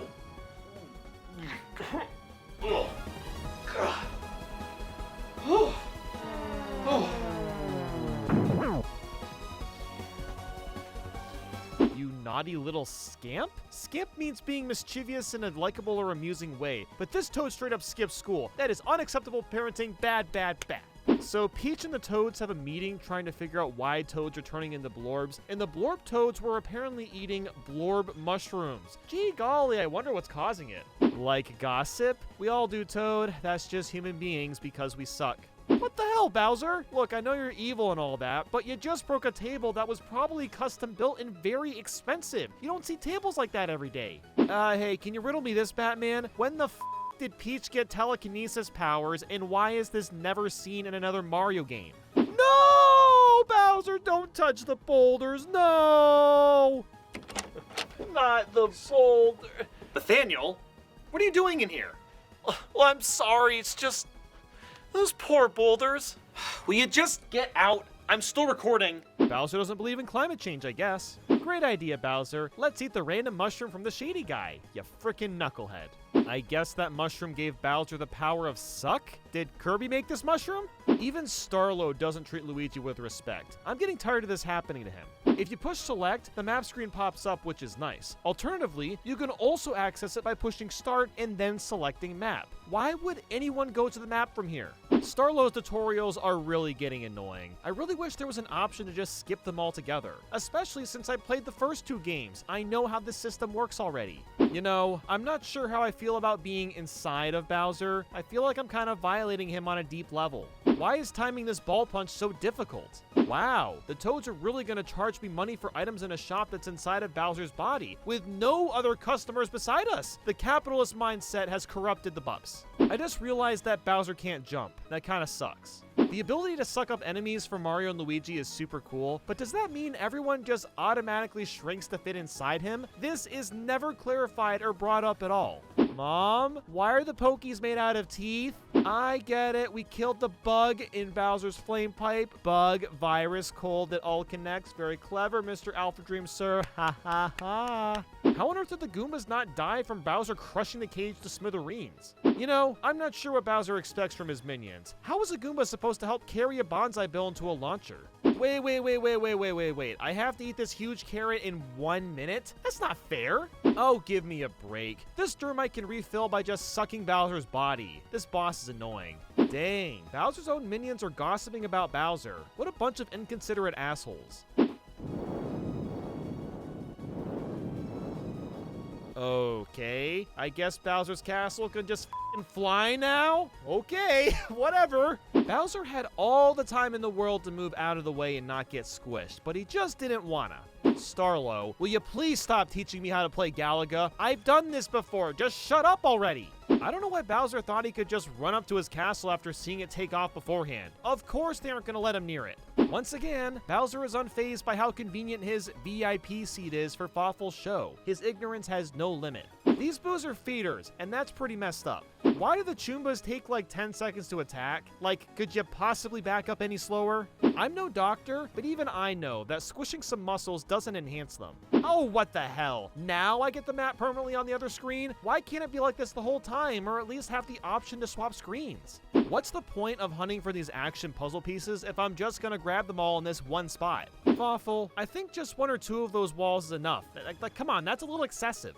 We've stocked our wares to appeal to discriminating clients of Shine rank or higher. And yet, gentlemen, it appears as though the pair of you have yet to sniff the Shine rank. The very thought of gentlemen of your caliber shopping here. How very amusing. And yet, this is not a comedy club.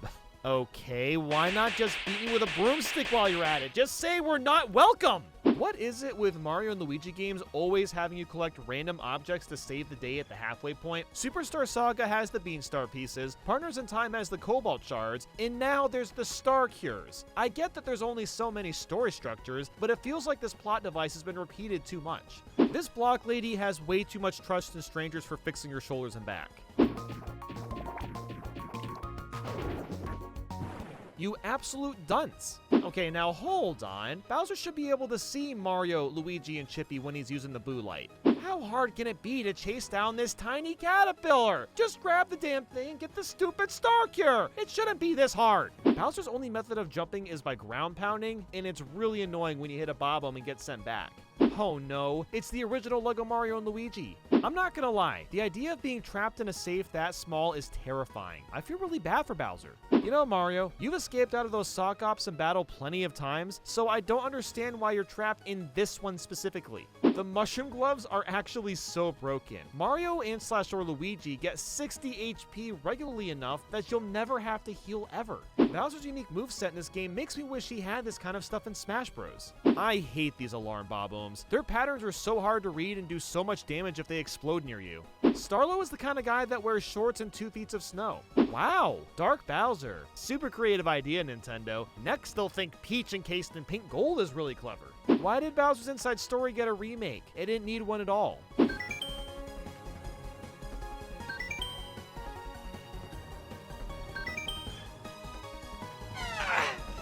Hang on. Are you chumps talking to me? I don't know how. Oh my god. My stomach. 5 out of 10?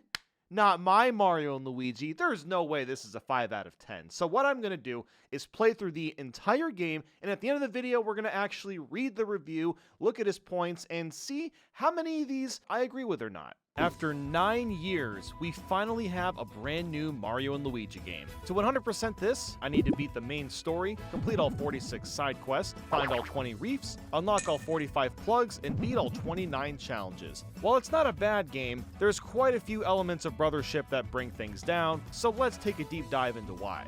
After what happened with Paper Jam, Brothership gets off on a much better foot. The game fully uses 3D models. It's got a really clean, cel-shaded art style and is beautifully animated. And the characters are super expressive too. It's just a fun game to look at. The first cutscene really sets the tone for what to expect, as this is one of the most dynamic and cinematic RPGs we've seen from the series. Mario and Luigi are out and about, and Luigi gets attacked by bees immediately. Their hands start glowing, and this spawns some crazy-looking pink vortex. They proceed to get sucked into it, and end up leaving the Mushroom Kingdom and going into another world entirely. This whole sequence just looks like the Mario movie, where Mario and Luigi go through the pipe for the first time. Heck, Luigi gets himself separated from Mario for a brief period. I'm not sure if this was supposed to be a comparison, or I'm just noticing it, but for the sake of the game, it's a good starting point. We land on a mysterious island, and immediately, I'm slightly annoyed with the movement. While it feels smooth and good, it's only in 8 directions instead of a full 360 degrees. I suppose the reason for this is to make some of the platforming a bit easier, but I'd almost argue that not having a wider range of tilting makes things more cumbersome. It's not that big of a deal, but it's definitely jarring since the entire game is in 3D. After seeing a flying Groudon, we start to learn how the overworld works and get into the first battle. If you've played a Mario & Luigi game in the past, it's exactly what you'd expect. You can attack, use items, or flee. By timing your button press correctly, it makes your jump stronger, and you can also counter when an enemy tries to attack. It's honestly pretty basic, and I was really hoping that the combat would get more interesting once Luigi joined the team. Also, can we just point out how clean that jump animation is? Seriously, Brothership has clearly been well polished. The animation work is so stretchy and squishy. The animators did a fantastic job making the movement look fluid. Even the results screen looks nice, with Mario doing this crazy flip while gaining experience points. Heck, even Mario's eyebrows can be seen above his hat instead of being hidden underneath. This is one of those really common anime tropes that actually works well with how these models are portrayed. At this point though, Mario's walking around the island and keeps seeing illusions of Luigi nearby. So after walking around a bunch, we eventually find an island that's shaped like a ship, and Mario makes a jump towards it. We almost die, but Luigi catches us and we're reunited.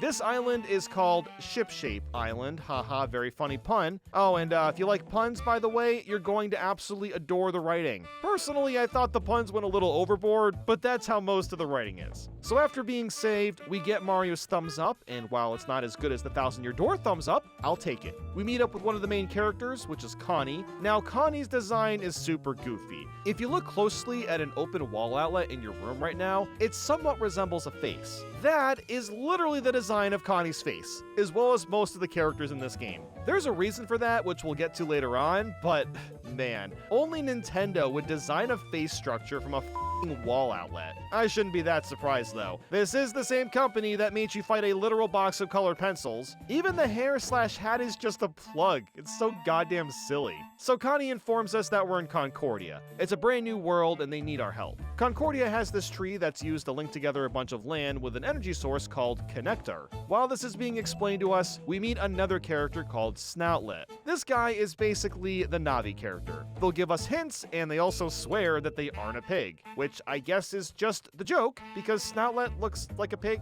Yeah, okay, sure, whatever you say. So now that we know what the goal is, it's time for us to start connecting some islands back together. We get a good look at the map system, and it's pretty good for what it is. There's not much to say about the menu, but it's pretty clear where everything is, which is nice. I was excited to see that beans make a return, although I don't know how they function yet. And of course, we'll be able to equip gear and other accessories to enhance our stats, but we don't have anything for that yet. Now it was time to head towards the first island. I thought it was adorable that Connie was worried about us shooting out of this cannon, because trust me when I say this, Mario and Luigi have literally traveled through the emptiness of space, so yeah, a simple cannon shot, I think they'll be just fine. Getting into the cannon, we actually have to scope out the island manually, which is a neat way to find new islands. We start by going to Rumbla Island, and I love how Luigi really struggled with the landing. As we land on more and more islands, Luigi starts to figure out how to land correctly the farther into the game you get, which is kind of a cool touch. As for Rumbla Island, well, it looks really nice. It's kind of like a desert with a bit of lush trees as well. This is also where you'll really start to notice Mario and Luigi's gibberish. The gibberish is a mainstay for Mario and Luigi titles, and to me is the most endearing part of the series. I just really enjoy listening to Mario and Luigi speak complete nonsense while talking to NPCs. It's just so funny sounding. And this is the first game where Kevin Afghani has a shot at this, and he absolutely nailed it. The gibberish is all brand new, and it's hard not to smile when Mario's all There's even moments where the gibberish is louder and more high-pitched in tense situations, which was cracking me up because he's literally saying nothing. It's all about the tone, and it's everything I could have hoped for. Now that we have Luigi, the combat is honestly still pretty boring. It's also really bizarre that you don't push B during the menus when controlling Luigi. It actually took quite a while to get used to since that's how it works with every other Mario and Luigi game. But alas, we're still doing the same jumps over and over without much variety beyond that. I guess the only interesting aspect is that the brothers' jumps now are forced to be done together. While there's a few rare moments where you can attack solo, you're otherwise always attacking as a team. This might seem like a cool idea, but it also makes battles take slightly longer than they should. That's a glaring issue with Brothership. This game takes forever to pick up the pace and get to the point. It's not that big of a deal right now, but it'll become much more of a problem as we continue on. But hey, we get a look at Luigi's dance when he levels up, and it's pretty glorious. Look at how happy he is. We also find out what Luigi logic is. These are segments in the overworld and combat where Luigi basically pulls a Jimmy Neutron brain blast and comes up with a solution when we're stuck on something. The first one is silly. Luigi just forces himself through the gate so he can hit his block to open this path. After that, we're in a town and can buy items, gear, and talk to NPCs. The items are everything you'd expect from the older Mario and Luigi games. You can get things like mushrooms, syrup jars, nuts, and the like. These little town areas are found on all the islands, so the general formula is that you fight enemies and go to a town somewhere in the middle of each island. You can also push L near blocks or veggies, and Luigi will help you pull them up for free coins and items. It's a neat little mechanic that makes walking around less tedious. As we keep moving forward, fighting more enemies, I have to comment on the battle music. At first, I didn't really care for it that much. I just thought it was okay, but not particularly catchy like in Superstar Saga. But after a lot of time passed, it did start to grow on me. But it still just doesn't quite have that pop or zest like the earlier games do. After fighting some more enemies, we end up saving Wilma after she threw out her back. So of course, to help her with this, Mario picks her up over his head, just like Marin with Link's Awakening. Because why not, right? We carry her back home, and she opens a gate so we can get to the lighthouse. This is the main objective for each island. We need to reach the lighthouse so we can connect it with the tree on Ship-Shape Island. Hence why Connie and all the characters' faces look like wall outlets, because electricity. Again, only Nintendo would do something like this. We also get some accessories and gloves from Wilma, and she tells us about her kids Build It and Make It. Because of course, every sentence in this game needs to be a pun. Build it, make it, huh? So anyway, we move on and collect these Mario and Luigi coins that look like candy, put these apple rocks on these tongues to open gates, launch Luigi to space, and pick up this key to reach the lighthouse. The way this works is so silly. You just unplug this outlet, and then you kind of ride it back to the tree so power comes back to the island. I don't know about you, but this seems extremely unintuitive. Even Call of Duty Zombies has a more streamlined way of turning on power, and that's saying something. But it's worth it in the end to see Mario and Luigi do this adorable little dance at the end. Just look at them. We made it back to Ship-Shape Island, and this is when I realized just how amazing the song is. It feels so adventurous and enticing. It has the same energy as the Great Sea from the Wind Waker. The Ship-Shape song is so good that it was stuck in my head for several days after playing the whole game. That's how you know it's a banger. So now that the island is linked, these connector flowers that were closed before have been opened and can be explored upon revisiting. We can also collect these sprite bulbs around all the islands too. They may not seem like they do anything, but they certainly will be useful. And by the way, does anyone else think these bulbs kind of look like the lumens from Rayman Legends, or is that just me? Later on, we find this random purple capsule, and it needs to be opened with a hammer. This is where Build It and Make It from earlier come in handy. We need to find them in order to obtain our hammer. To do this, we'll need to use this ocean map that this guy stuck in the capsule somehow gave us. While this map is extremely helpful, it's also one of the most frustrating parts of the entire game. You travel by sea on these currents, and you can point the ship to go in any direction you want. The only problem is the speed of the ship. Look at how slow it moves. The only way to access new islands is for the ship to physically be close by, and then spot it with the golden cannon. And let me tell you, there are several points in Brothership where this mechanic drags the pacing down because we have to wait for the stupid ship to reach its destination. Thankfully, you can fast travel from island to island once you've cleared it, but finding new islands can just be mind-numbing sometimes. But anyway, I decided to head to Twisty Island first. This looks like your typical grassy area, with a lot of mushrooms and large leaves used as platforms. We quickly find Make It, but with no way to reach her. While figuring that out, this NPC asks if we can see the sprite bulb. My guy, come on, it's literally right in front of me, dude! Oh, I can already tell that this game is going to be more hand-holdy than I'd like. In the shop area, we find Groove Master Diode, and he really needs some hair wax to be able to dance. So after running through this forest-like area, we find this girl that's stuck on a high ledge. You take an alternate route and eventually reach her, get her down safely, and make your way over to her shop that sells the wax we need. The wax gives back Diode's funkiness, and after doing some dancing with him, this tree grows and we're able to reach Make It. So it's been over 2 hours of playing at this point, and we somehow still don't have the hammer yet. And now that we're talking to Make It, he just wants to dance while we have to reconnect the island? Come on, dude, just give us the stupid hammer already. This is where I first started to notice how long it takes for anything to happen in this game. The main reason I was hoping to get the hammer much earlier was to simply spice up the combat a bit, because solely jumping on enemies over and over is already getting stale. But once returning to Shipshape Island, Make It is finally making our hammers, and it's about time. Even Mario looks pissed. Bro has just about had it with this shit. We get the hammers, and we can smash apart that purple capsule that was stuck on the island. We can also break up large boulders in the way, which makes running around Shipshape Island much more convenient. The dude in the capsule is named Ark. He tells us about the Great Lighthouses, which is the overarching thing to light up compared to just the regular lighthouses. Ark gives us a rough idea on where to find them, but we're gonna have to do a lot of exploring on our own to really get there.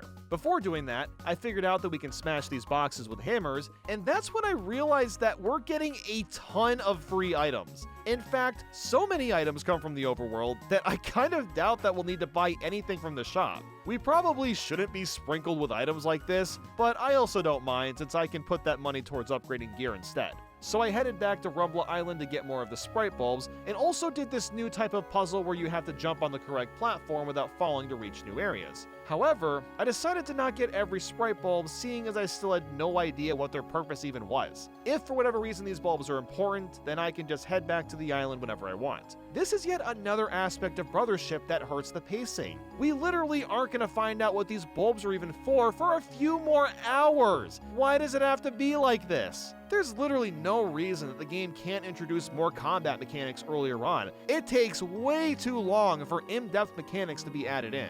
And I have to point out the loading times too. They're pretty long when going from island to island and even in between battles. Normally I wouldn't mind, but since there's a lot of loading that interrupts things constantly, it starts to drone on quite a bit. Well, regardless, I shot myself to the next place, which was Rainforest Island. And honestly, it looks very similar to Twisty Island. The main difference is that there's more trees and it's also raining, so I guess it's got that. It's pretty clever that the hidden blocks can be very subtly seen due to the rain dripping off the sides. That's the kind of polish I can expect from Nintendo games. I also love this guy that's asking me if I've mastered the art of carrying things. Oh, I've mastered this. I've mastered this! Yes! Damn! In each island, you'll find this Grampy Turnip, and he gives you a hint on what to do and also tells the worst jokes known to mankind. After some time, we find Build It and he isn't of much help. All he says is that some toads got lost in the forest, so we have to find them all and basically bring them all back together. We also need to find 4 of these switches to open the gate, which lets us get to the lighthouse. Also, Luigi can somehow float in the air now. Yeah, he somehow just like flaps his arms for a bit and gets height to grab this ledge. They made him a demigod in this game for some reason. First he gets logic, and now he can defy all laws of gravity. Ooh. We got to the lighthouse and Rainforest Island was done. I gotta say, it's honestly kinda nice that the islands don't take that long. The size of each area doesn't feel that big, and going from point A to B doesn't take a considerable amount of time, and I can really appreciate that. Once I got back, I was alerted that some big dude was causing havoc in Rumble Island, so after heading back, I found our first big boss fight, Gorumbla. This rocky dude literally says he is causing destruction because nobody pays attention to him. So basically, a Twitter user. After finding these 2 outlets and plugging them into the ground, the gate opened and we could take him on. Anyone else think that he kind of looks like Roy, or is that just me? The fight itself was pretty fun. This is the first time we're getting any semblance of challenge since Gorumpla's attacks come in fast and frequently. We also get to see Luigi logic used in battle, and it's probably the highlight of the boss fights. Luigi looks into the background and finds something that could do substantial damage to the boss. When that happens, Luigi logic becomes a move, and you have to pull it off perfectly to deal the damage. This boss has Luigi grabbing a block, flinging himself at Gorumbla, getting thrown at Mario, and then smashing the block with Mario to send it back to deal dizziness and sometimes damage for a couple turns. These are so much fun to pull off,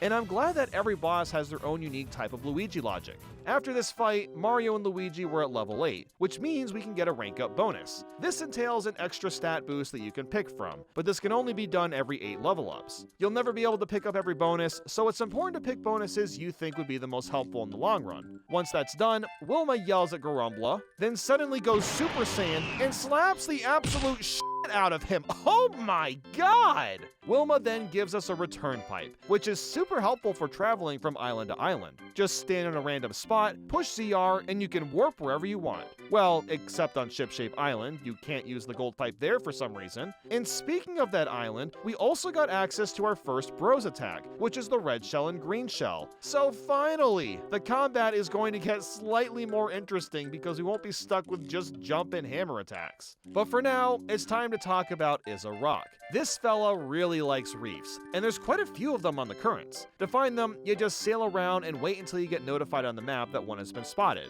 Or you can just look for the silhouettes, it's pretty obvious where the reefs are. Once a bunch of reefs are found, you report them back to Rock and he'll give you rewards. So while it is kind of mindless, I did enjoy seeing what the reefs actually looked like, because a lot of them were pretty interesting structures. However, at this point in the game, sailing is already becoming incredibly tedious. It takes so long to get around, and there's no way to speed up the ship. There will be faster methods later, but for now, I just have to wait for what is literally several minutes to reach new currents. I got so bored waiting that I started working on a side quest because there was nothing else to do. Now, I'm not going to go that in-depth with most of the side quests because they really aren't that interesting. This one, as an example, just requires me to find a spyglass. But I did have the chance to try out the Bros attacks, and good lord! The red and green shell animations look like they come right out of Mario Strikers. Like seriously, look at how insane these final hits are. Thankfully, the side quest filled out enough time to eventually reach the next drifting area, Floral Island. And would you look at that? It's, another grassy island.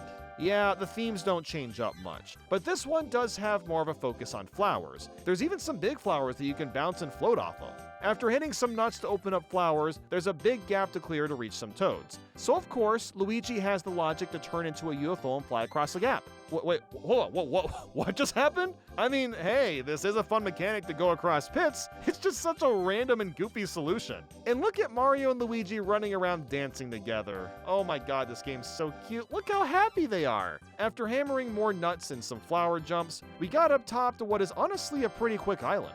At this point, we were already done with the region and just had to go to the Great Lighthouse. I needed to take care of a couple things, and that's when I realized a glaring issue. The top left map on every island always shows the sea. While this is helpful when waiting for a reef or island, it makes navigating the island you're currently playing on really annoying. It'd be nice to have a mini-map as an option, but instead you have to pause the game to see the map. That is really obnoxious when a mini-map of each island would have been easy to add in. We also learn about Connie's mentor. This mentor has gone missing, and Connie takes moments to look for him on specific islands. We're seeing a lot more of her character through these story beats, and it gives Connie more drive to follow Mario and Luigi along their quest. We're also finally given an option to speed up the ship speed. While I greatly appreciate this, why did it take 5 hours to have this unlocked? This should have been included from the very beginning. We didn't need a story about Toads propelling the ship for us. We're already on a goddamn ship. It should have come equipped with propellers already.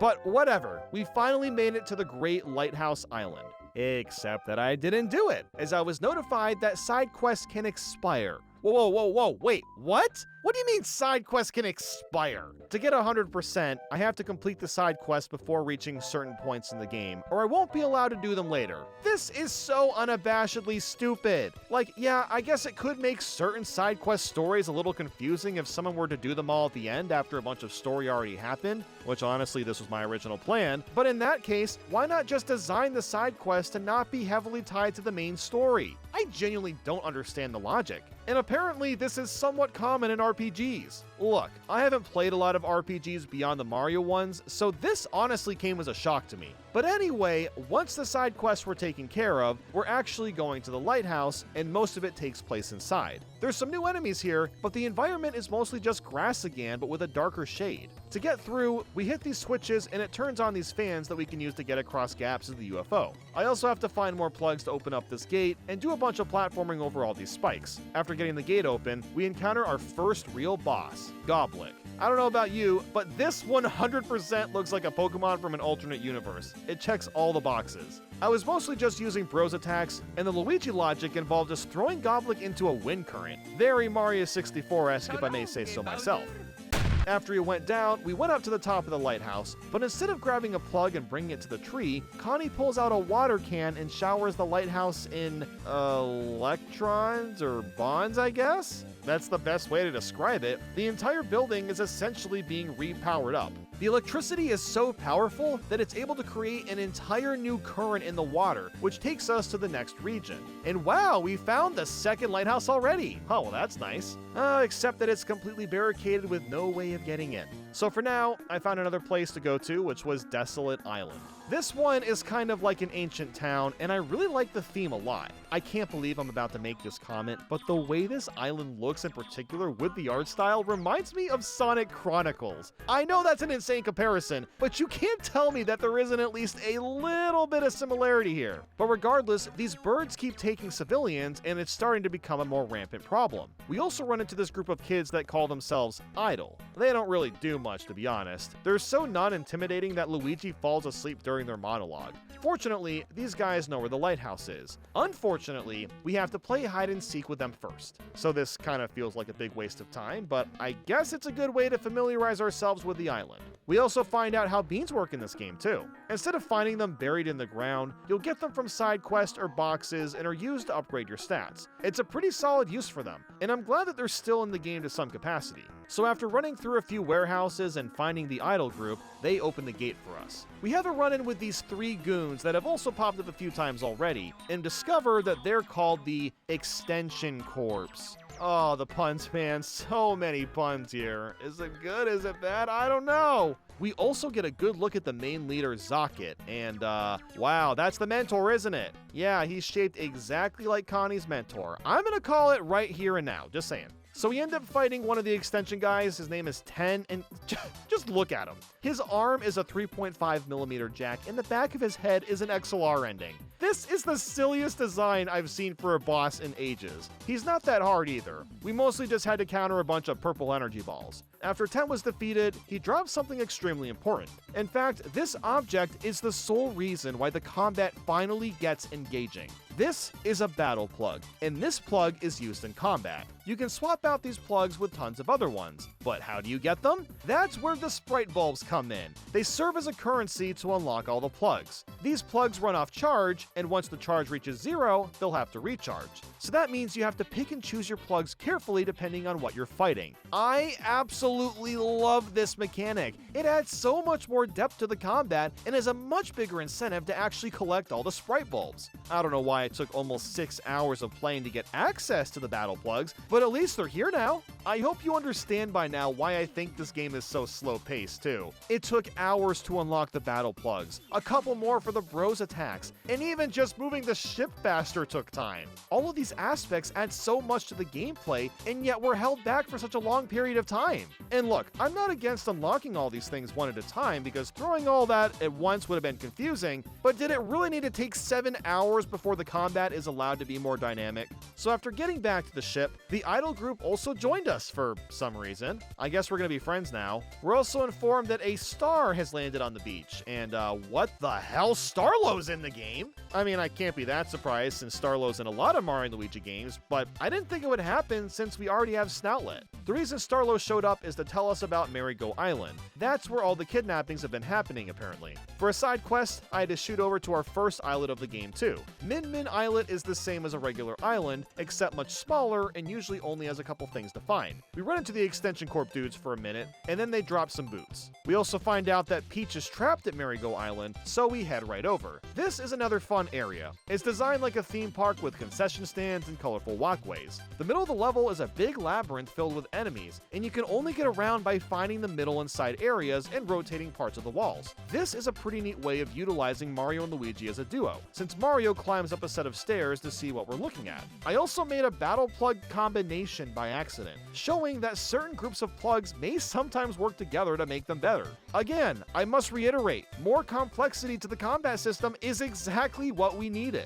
Once getting past the maze, Birdo suddenly appears, so I guess everyone was mistaking her for Peach. We end up fighting some birds, and then they explode, and then this guy Technicky comes into frame. This is an engineer that believes he has the skills to be able to blow through the wall of the Great Lighthouse. With this revelation, we finally run into Peach at the end of the island and then finish it up. Peach reunites with Starlo, and everyone meets up to form a plan. The idea is for one of them to purposefully get taken by Snapter, which are the birds that have been kidnapping people. That way, the person kidnapped can play detective and get a better idea of what's going on behind the scenes. Surprisingly, you actually get to pick between Peach and Luigi doing this. Brothership has a few moments where you have options like this, but they don't generally change things too much regardless of what's decided. I went with Peach so I could still have Luigi as a partner for fighting, and she was taken to another island. Technicky also gave us some new bros attacks, and then we made our way to Lotta Coins Island. All I can think of is Alcatraz when I see this island, I don't know why, but this is a very business/city-like place. There's lots of business happening, and everyone working here seems to be very important. This island is probably my favorite for how different it is, and the NPCs have some great dialogue too.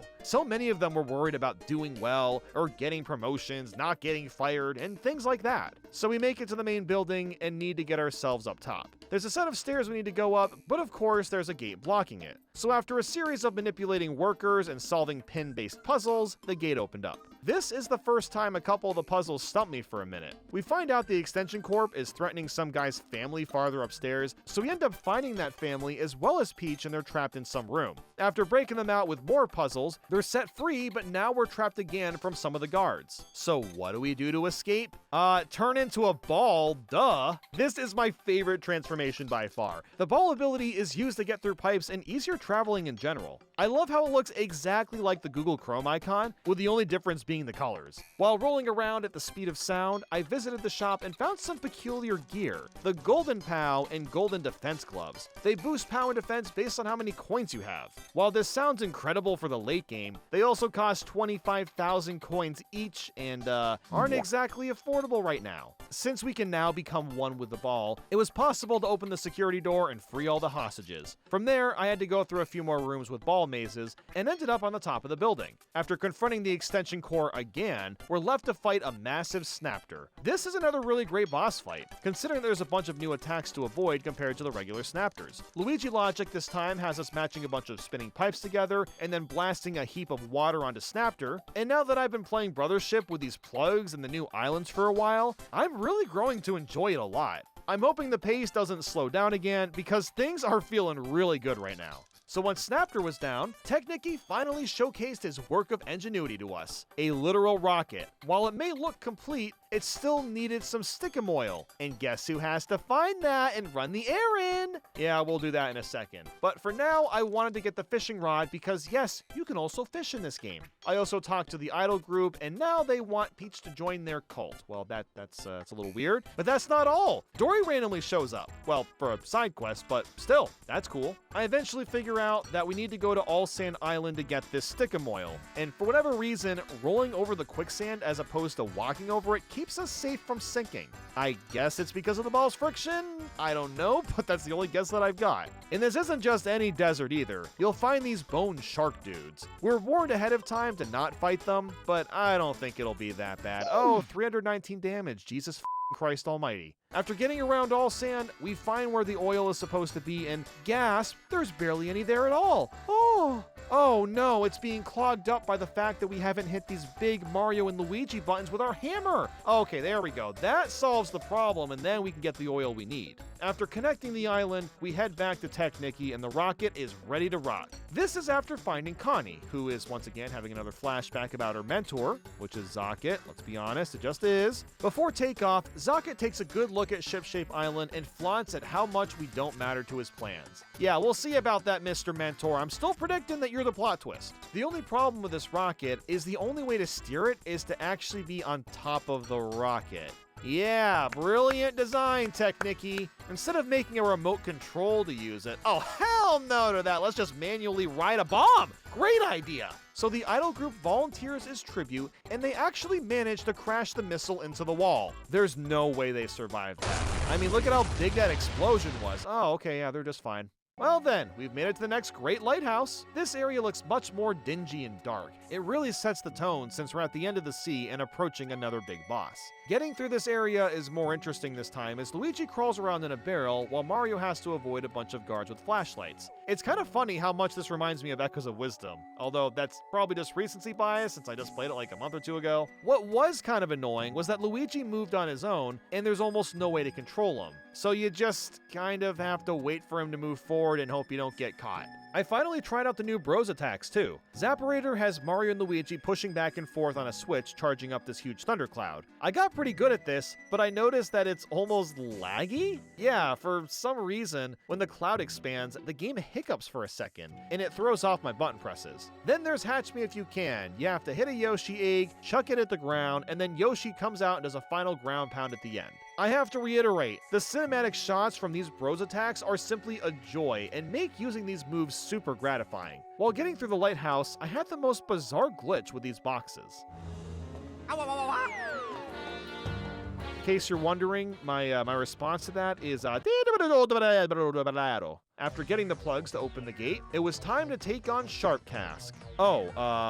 Yes, that's correct. This is a barrel with eyeballs. Man, Mario RPG boss design really is an enigma, isn't it? You can go from a stapler to a Shadow Queen monster that's controlling Peach's soul to a barrel with eyes. You really never know what you're getting pulled out of the bag. For something that's just a barrel, he was really damn fast and hit me pretty often. It also had some beefy defense. The Luigi logic is very different too. You have to basically stack these metal boxes on top of Sharp Cask while constantly moving him from left to right. And it gets kinda tough by the end to keep the boxes well stacked. But once the battle was done, one of the extension dudes left behind another power tap, meaning we can stack on an extra battle plug. Next, I dove right into the next area, which was Bulbfish Island. It's a beach-like area, but completely encased in the dark. And this is where things start to get weird. A lot of the citizens are abnormally unfriendly, and they have this weird red/black aura surrounding them. What's happened to them is that they're encapsulated in this glom substance, which is what most of the bosses have been corrupted with too.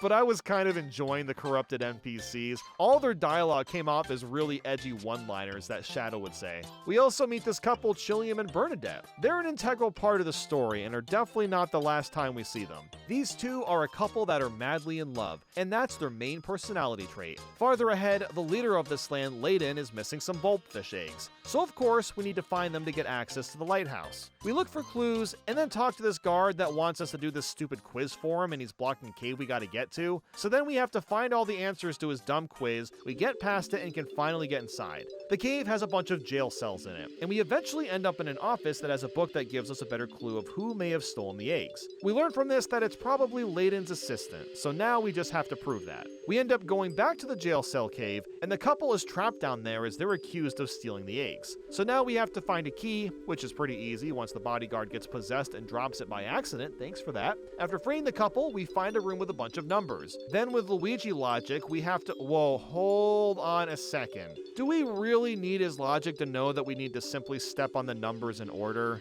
Okay, I guess we do, because this game is for 5-year-olds all of a sudden. Once that was done, we spot the assistant, chase him down, and confront him about the dumb eggs. After a bunch of exposition, we finally link up the island. And this was the first island where the game starts to feel really overbloated. There was just a lot of exposition happening that I didn't really care about, and it didn't feel necessary to drag on as long as it did. Back at Shipshape, the icy hot couple comes along, and we find out they're getting married. Don't know how that pertains to us getting the lighthouses back, but good for them. That means we have to go to Heat Freeze Island, and it's basically Freeze Flame Galaxy, but smaller. The townspeople on both ends really hate each other for the stupidest reasons. Wow, that sounds like the reality of the country we live in. Yay!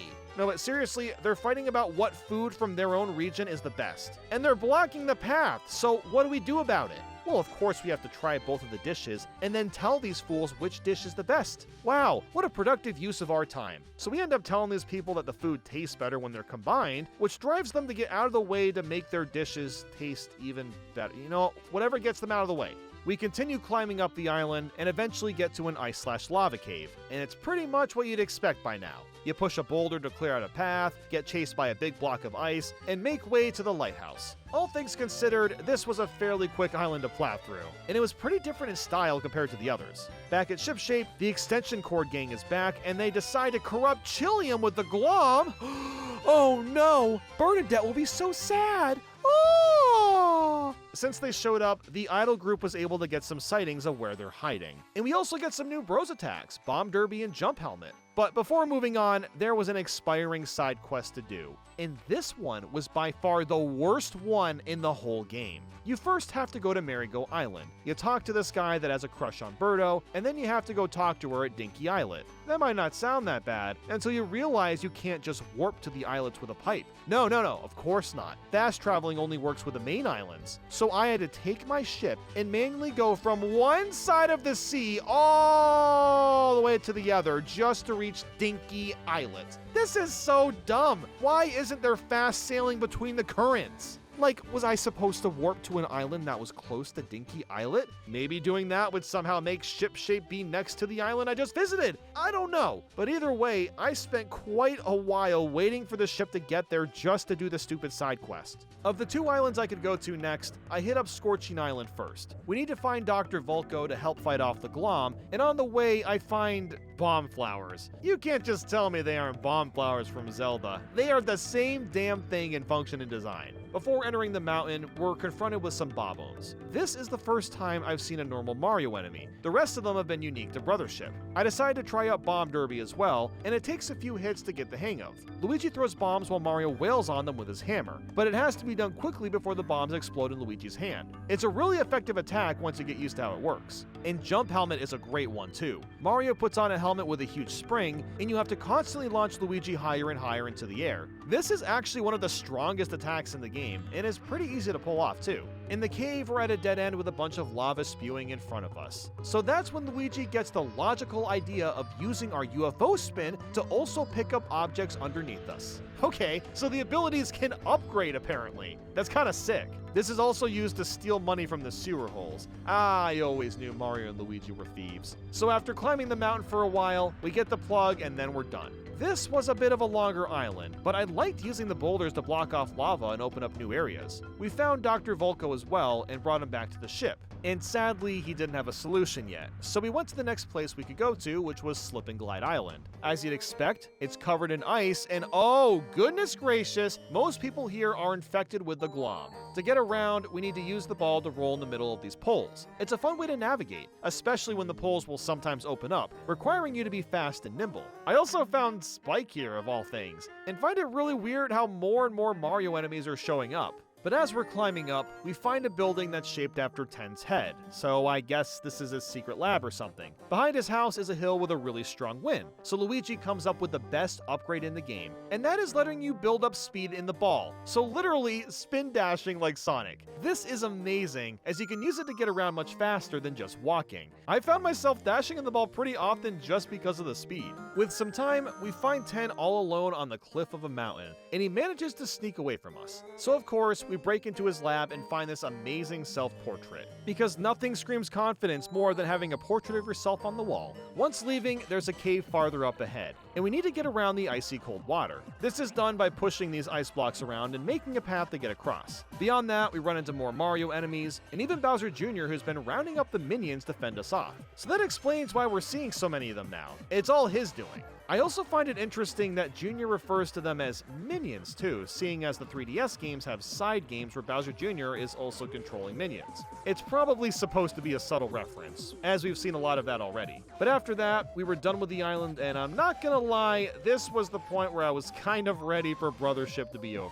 I personally am not a fan of really long RPGs. I like them to be about 20 to 25 hours in length. Anything longer than that just feels like too much of a time commitment. And yeah, I know it's a weird take, but that's just how I feel about the Mario RPGs. In the meantime, Vulko has discovered that ant berries are the cure to the glom. Since we don't have that many, we're gonna have to find a bunch of them to start curing people. There's also this wedding side quest with Chilliam and Bernadette, so I decided to take care of that since it expires. Man, there sure are a surprising amount of side quests that can expire, isn't there? After almost 2 hours of that side quest and a few other ones that were gonna expire, I could finally start the Great Lighthouse. Immediately upon entering, the Zagat enemies surround us and we're sent to jail. My question though is, why? Can't we just fight them? We clearly have the capability to do that. Oh, nope, we're in jail now. So like the other lighthouse, we have to escape by avoiding the guards using similar tactics as before, and I eventually found where they took Connie. As usual, we needed to find plugs to open up some gates. I got a little lost in a few rooms, so getting all 3 plugs took a bit longer than I thought it would.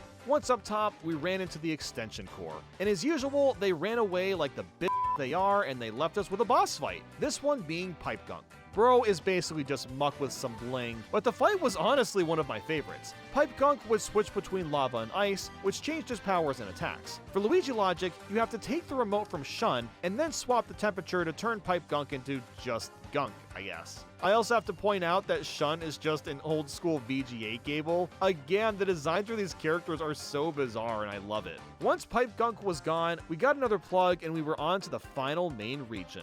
While this game is very slow paced, I've still been enjoying all the different islands, combat, and especially the bosses. So I'm curious to see how the rest of this game is going to hold up.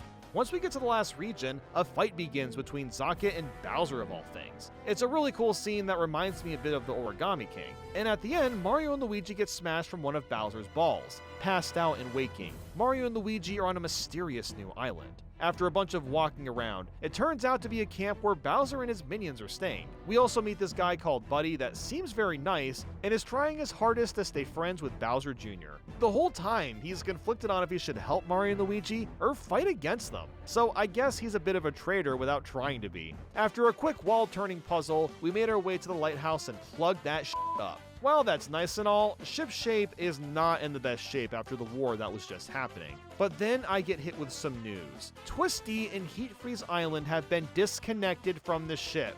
Dude, are you kidding me? Oh, well that's just great. That means I have to play both of the islands again just to reconnect them. It's just more needless padding.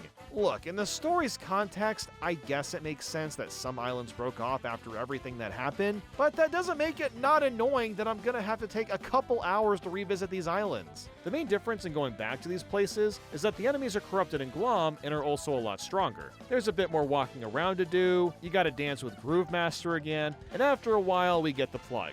I don't know, this whole thing, it just feels pointless. So then we go back to Heat Freeze, and the Bowser minions have completely taken over the place. The only notable thing worth bringing up is these statues give us the Fire and Ice Flower as an ability. And this is a really great one. Mario and Luigi take turns shooting fire and ice balls. It's a fun dynamic to be able to use both fire and ice on the fly. These are used in a lot of clever ways, whether that's freezing and reheating water geysers, destroying ice balls, and freezing pools of lava. While I appreciate this revisit for having a new way to explore it, I wish we got this ability when we first went to Heat Freeze Island. Once we got back to the plug, Volko tells us we need to get Amp Berries at Way Away Island, which is an island that is well hidden with no easy way of getting there. The only clue is to go back to Offhand Island, which is the place we washed up a few hours ago. At least revisiting this island makes a lot more sense. And we also got some new Bros attacks, which are Clockout Blow and Yoo-Hoo Cannon. Sneaking back into Offhanden, we have the most world-class, incredible disguises, and these fool all the minions as we scout around looking for information. We find Buddy and Junior actually mingling, and honestly, it's pretty wholesome. They're the complete opposite type of people, yet are still finding ways to bond. You love to see it. So after learning that we can take islets to reach Way Away Island, we're approached by a minion to drink some soda. And Luigi was apparently really thirsty and oh, yeah, that wasn't your smartest move, dude. More jail time for us, yippee! Sure would be sweet to be thin like a piece of paper.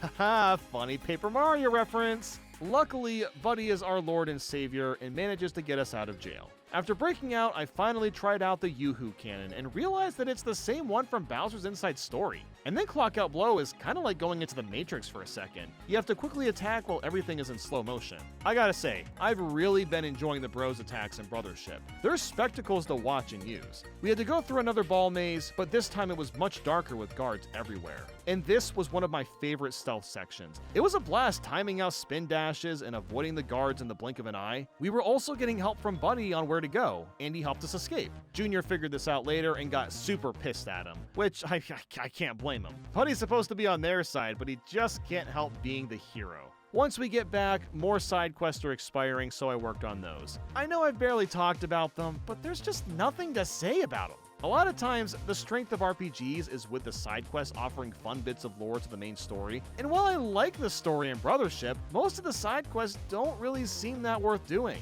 In the middle of working on them, I also tried out the fishing. And yep, it's basic fishing alright. I did all the side quests I could, but there were 2 expiring ones that were really confusing me. I had no idea how to complete them, so I figured that I'd have to make a tiny bit more progress in the story. So that's what I did. I finally started to look for Way Away Island. I started by checking out Cozy Islet, which just had a bunch of items and beans, but eventually I found Minor Islet, and this was the ticket we were looking for. There were a bunch of pipes here that led to other pipes, and that led us to Way Away Island, which is basically just Bowser's castle. So I guess we'll have to fight Bowser to get the ant berries. The design of this castle is also identical to Double Dash's Bowser's castle, so that's fun. The main obstacle is a series of hot air balloons that run on the back of plugs going up and down. So by using fireballs and ice balls, you enter different floors to eventually get up top. My favorite enemies by far were the Shy Guys, because they have this attack where they keep pulling up a flag and you have to push the right button to avoid getting hit by a bomb. Yes, this is actually a Mario Party reference, and is the last thing I'd expect to see in a Mario & Luigi game. After getting to the top, we run into Bowser and he does his usual flaunting. The fight against him was definitely the toughest so far. His attacks were extremely fast and I was not ready for them at first. Bowser actually gave me my first game over, because I just didn't have enough time or health to learn how to counter all his moves. So after a long and tough fight, Bowser went down and it felt amazing to take him out. That's how you know you made a good boss. This sudden pop-off of excitement radiates in your mind once Bowser is at 0 health. Things aren't looking great, however, as Junior is abducted, and Buddy gets hit with the glom. He's quickly cured, but now has to try to make up to what he said to Junior. While everyone is distracted, we get our ant berries and return to shipshape. Fortress Socket is heading towards us, so now is the time to go. However, I've run into a really huge dilemma. Remember those expired side quests that I skipped, thinking I'd have to do them at a later point? Well, they expired, and now I'm completely screwed at getting 100%. To say that I was pissed is an understatement. Even with an old save file, there was no way for me to go back and do these side quests. After almost 30 hours of playing and completing everything, now I can't get a proper 100% because of one mistake. This was so infuriating. Like, dude, I will never understand why RPGs have expiring side quests. Who wants this? So despite my frustration, I decided to just keep going anyway and finish all the side quests that I can still do. We're also at the final Great Lighthouse, so I'm guessing that we're getting near the end of the game now.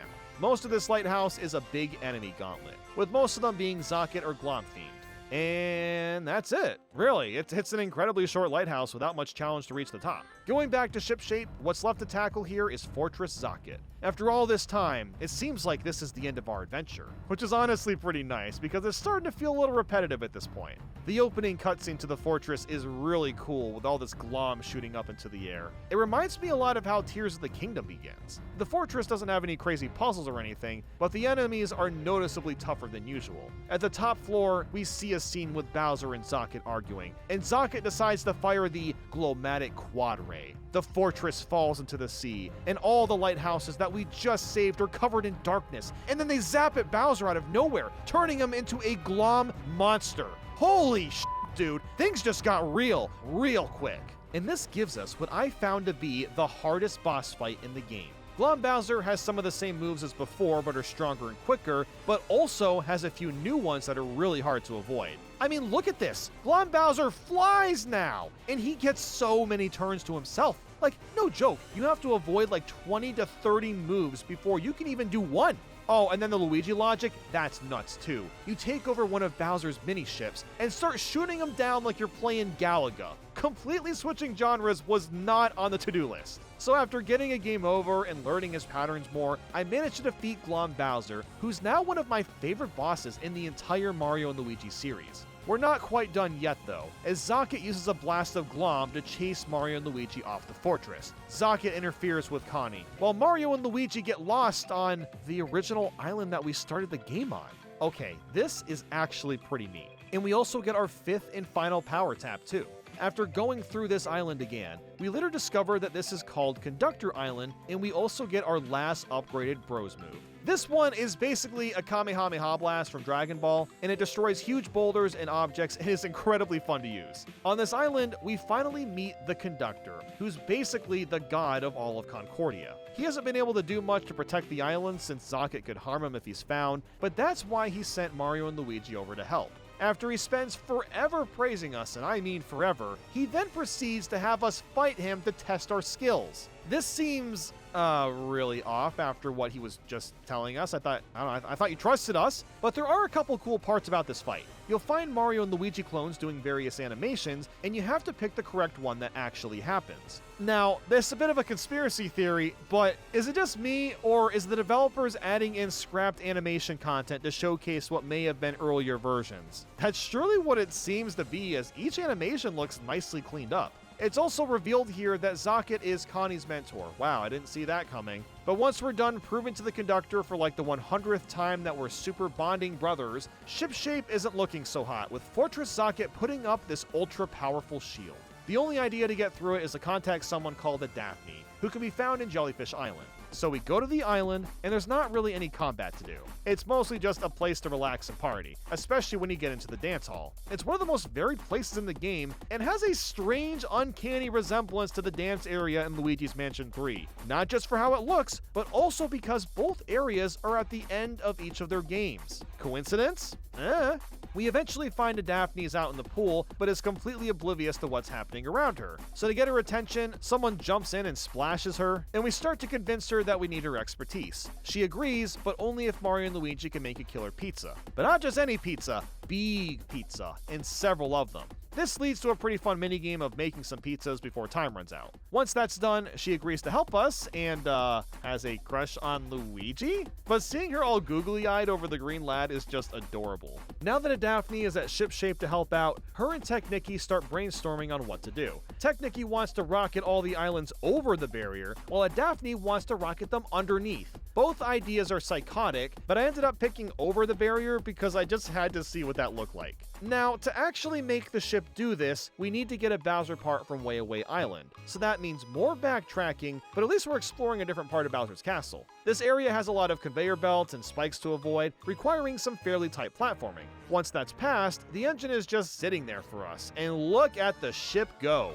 Wow, we really are just gonna fly out of the air, with thousands upon millions of pounds being carried from behind us. And then after that, we unlock fast travel.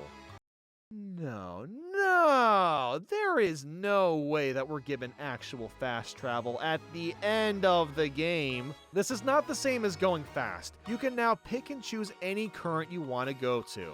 Oh, why? Why would you give this to us so late in the game? Look, I don't care if it's because the island didn't have this engine yet. Do you know how much time I wasted just waiting for the ship to go back and forth to islets that I couldn't fast travel to? This genuinely baffles me. They really gave us fast travel at the goddamn end. Even like halfway through would have made more sense. Oh my god.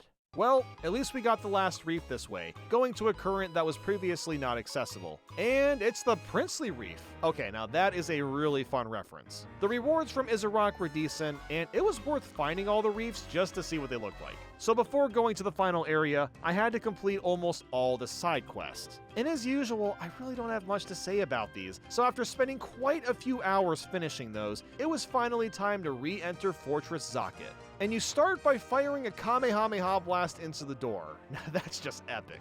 You climb through the fortress the same way as a lot of the other lighthouses, using all your bros moves and whatnot, with the only major thing being is that the extension corp separates you from Luigi for a little bit, so you have to solve a few different puzzles and eventually reunite with him. This is probably one of the best lighthouses puzzle-wise. They're all pretty enjoyable and use your abilities to the fullest. After that, you finally fight the extension core after all this time, and they're really not that hard. They do end up using their own plugs though, which is a really novel idea. They're unique to only themselves, and it adds a lot of flair to the fight. The last plug they use is an invincible one, but they're also forced to explode at the end.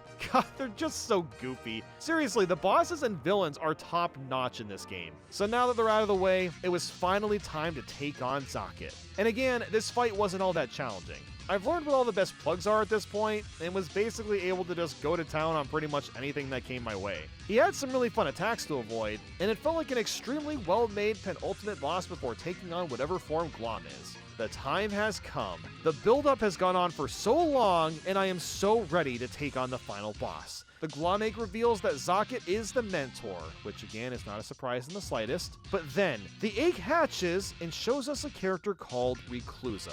Okay, I cannot believe I am making this comparison, but this looks like a character from the Amazing Digital Circus. It just has that same early 3D/90s/surreal look to it. I freaking love the design of this guy. He's so intimidating and shockingly expressive for a face that's trapped in a screen. Reclusa puts up a brand new shield around his base and makes it impossible to get in. But that's not all. Back at Shipshape Island, tons of flowers start thrashing out of the ground and sulking on townspeople, turning them into Ready Player One robots. What Reclusa is doing is making people live a virtual reality of whatever makes them the happiest, and they're never allowed to leave. This is, by far, the most f***ed up, satanic, existential, and riveting plot point that I could possibly have conceived a Mario game go with. Like, honestly, this is what our real-life future might look like someday. All of us hopelessly addicted to VR headsets, isolated and rotting away until the end of time. And because so much hopelessness has come from this, you'd think that now is the time to fight Reclusa once and for all.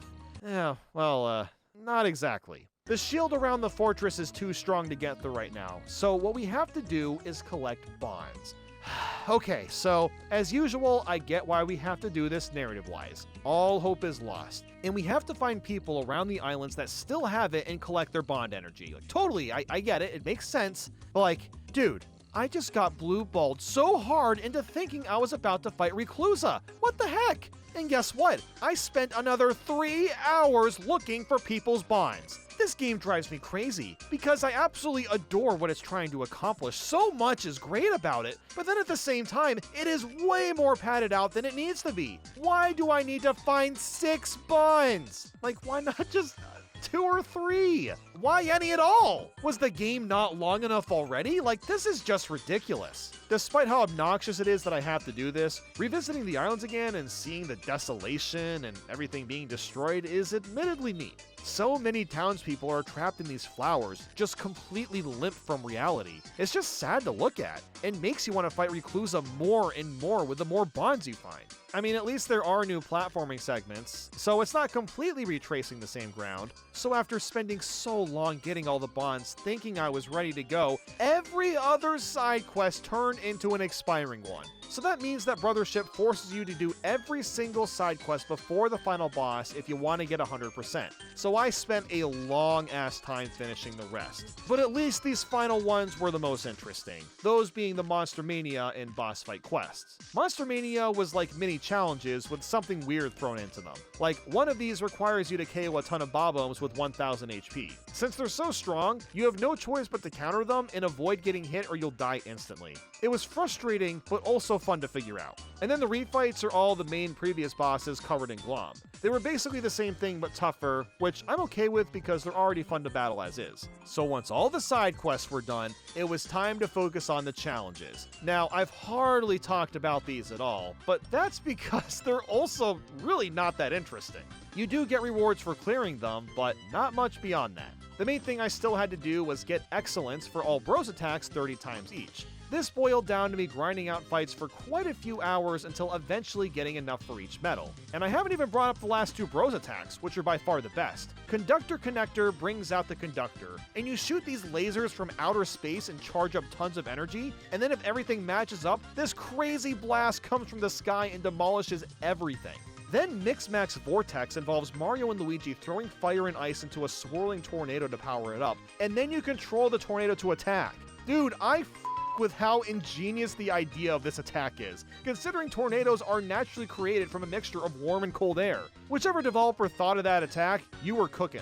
While going through the challenges, I also had to unequip all of my gear and accessories. That's because I realized I needed to KO 300 enemies without any gear or accessories. So I started to work my way through that since I've had gear on this whole time. And that's honestly a little frustrating because I didn't know that before, well there's not much I can really do now. Something else that's also dumb is that I'm certain that there's a specific challenge that's impossible for me to do now. That is the Zocket Buster challenge, where I have to defeat 250 Zoc Troopers. That might sound easy to do since they're all over the lighthouses, but I can't seem to find them anywhere. And that's because I'm too far into the game. Reclusa has turned every enemy into Glom, so I can't find a normal Zocket enemy anywhere. It's just a dumb challenge request to begin with. A lot of people like myself tend to wait for these kinds of achievements till the end, so it's really annoying getting locked out of it because I waited until the end. The only interesting challenge really worth talking about was the one where I had to deal over 2,000 damage. There's a couple ways to do this, but I found that by using the jump helmet and equipping the Bros Boost plug, I was able to deal the 2,000. Bros Boost increases Bro's attack by 20%, and considering how high leveled I already was with how strong jump helmet was, it worked pretty well. So after spending tons and tons of time getting as many challenges as I could, it was finally time. Through the power of the brothers' bond, we bashed ourselves right through the barrier and got inside. Past this wall, the game continues as usual with a bunch of platforming challenges. The main thing that was different was you had to avoid these falling flowers. If touched, you pass out and have to restart the area again. It was pretty annoying to avoid them while also fighting enemies, but I managed to get through with some practice. There's also a segment where you have to find a bunch of lanterns and put them in a hub to open a door, and each of these rooms you go to uses mechanics from all the previous islands, but on hard mode. Once that was done and the elevator was functional, we ran and found the mentor lying on the ground in pain. So Mario and Luigi moved forward to the next room.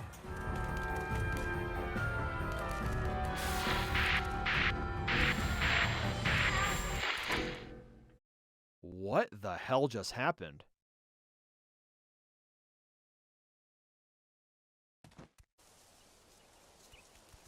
Hold on, is this the final boss area? What is this, the ending to Majora's Mask? Oh, wait, hold on. Wait, we're in Peach's castle. Okay, this just got weird out of nowhere. What the hell is going on? Peach is right there, the Toads are having a good time. Where did Reclusa go? Alright, I guess I'll collect the coins and stuff while I'm here. Maybe he's inside the castle.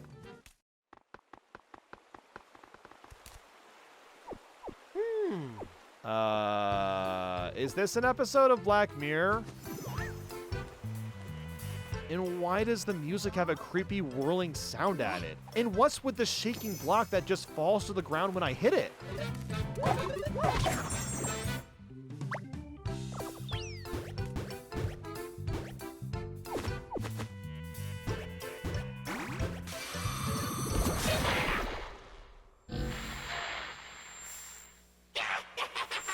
Aha, so he does have something to do with this. Why is this like the most bizarre and creepy thing I've seen a Nintendo game ever do? No joke, this entire segment feels like a creepypasta. Everything is just so off-putting and just strange. And now Peach and the Toads are glitching out? Oh, never mind, now Bowser's joined us. What? I'm so confused, what's going on?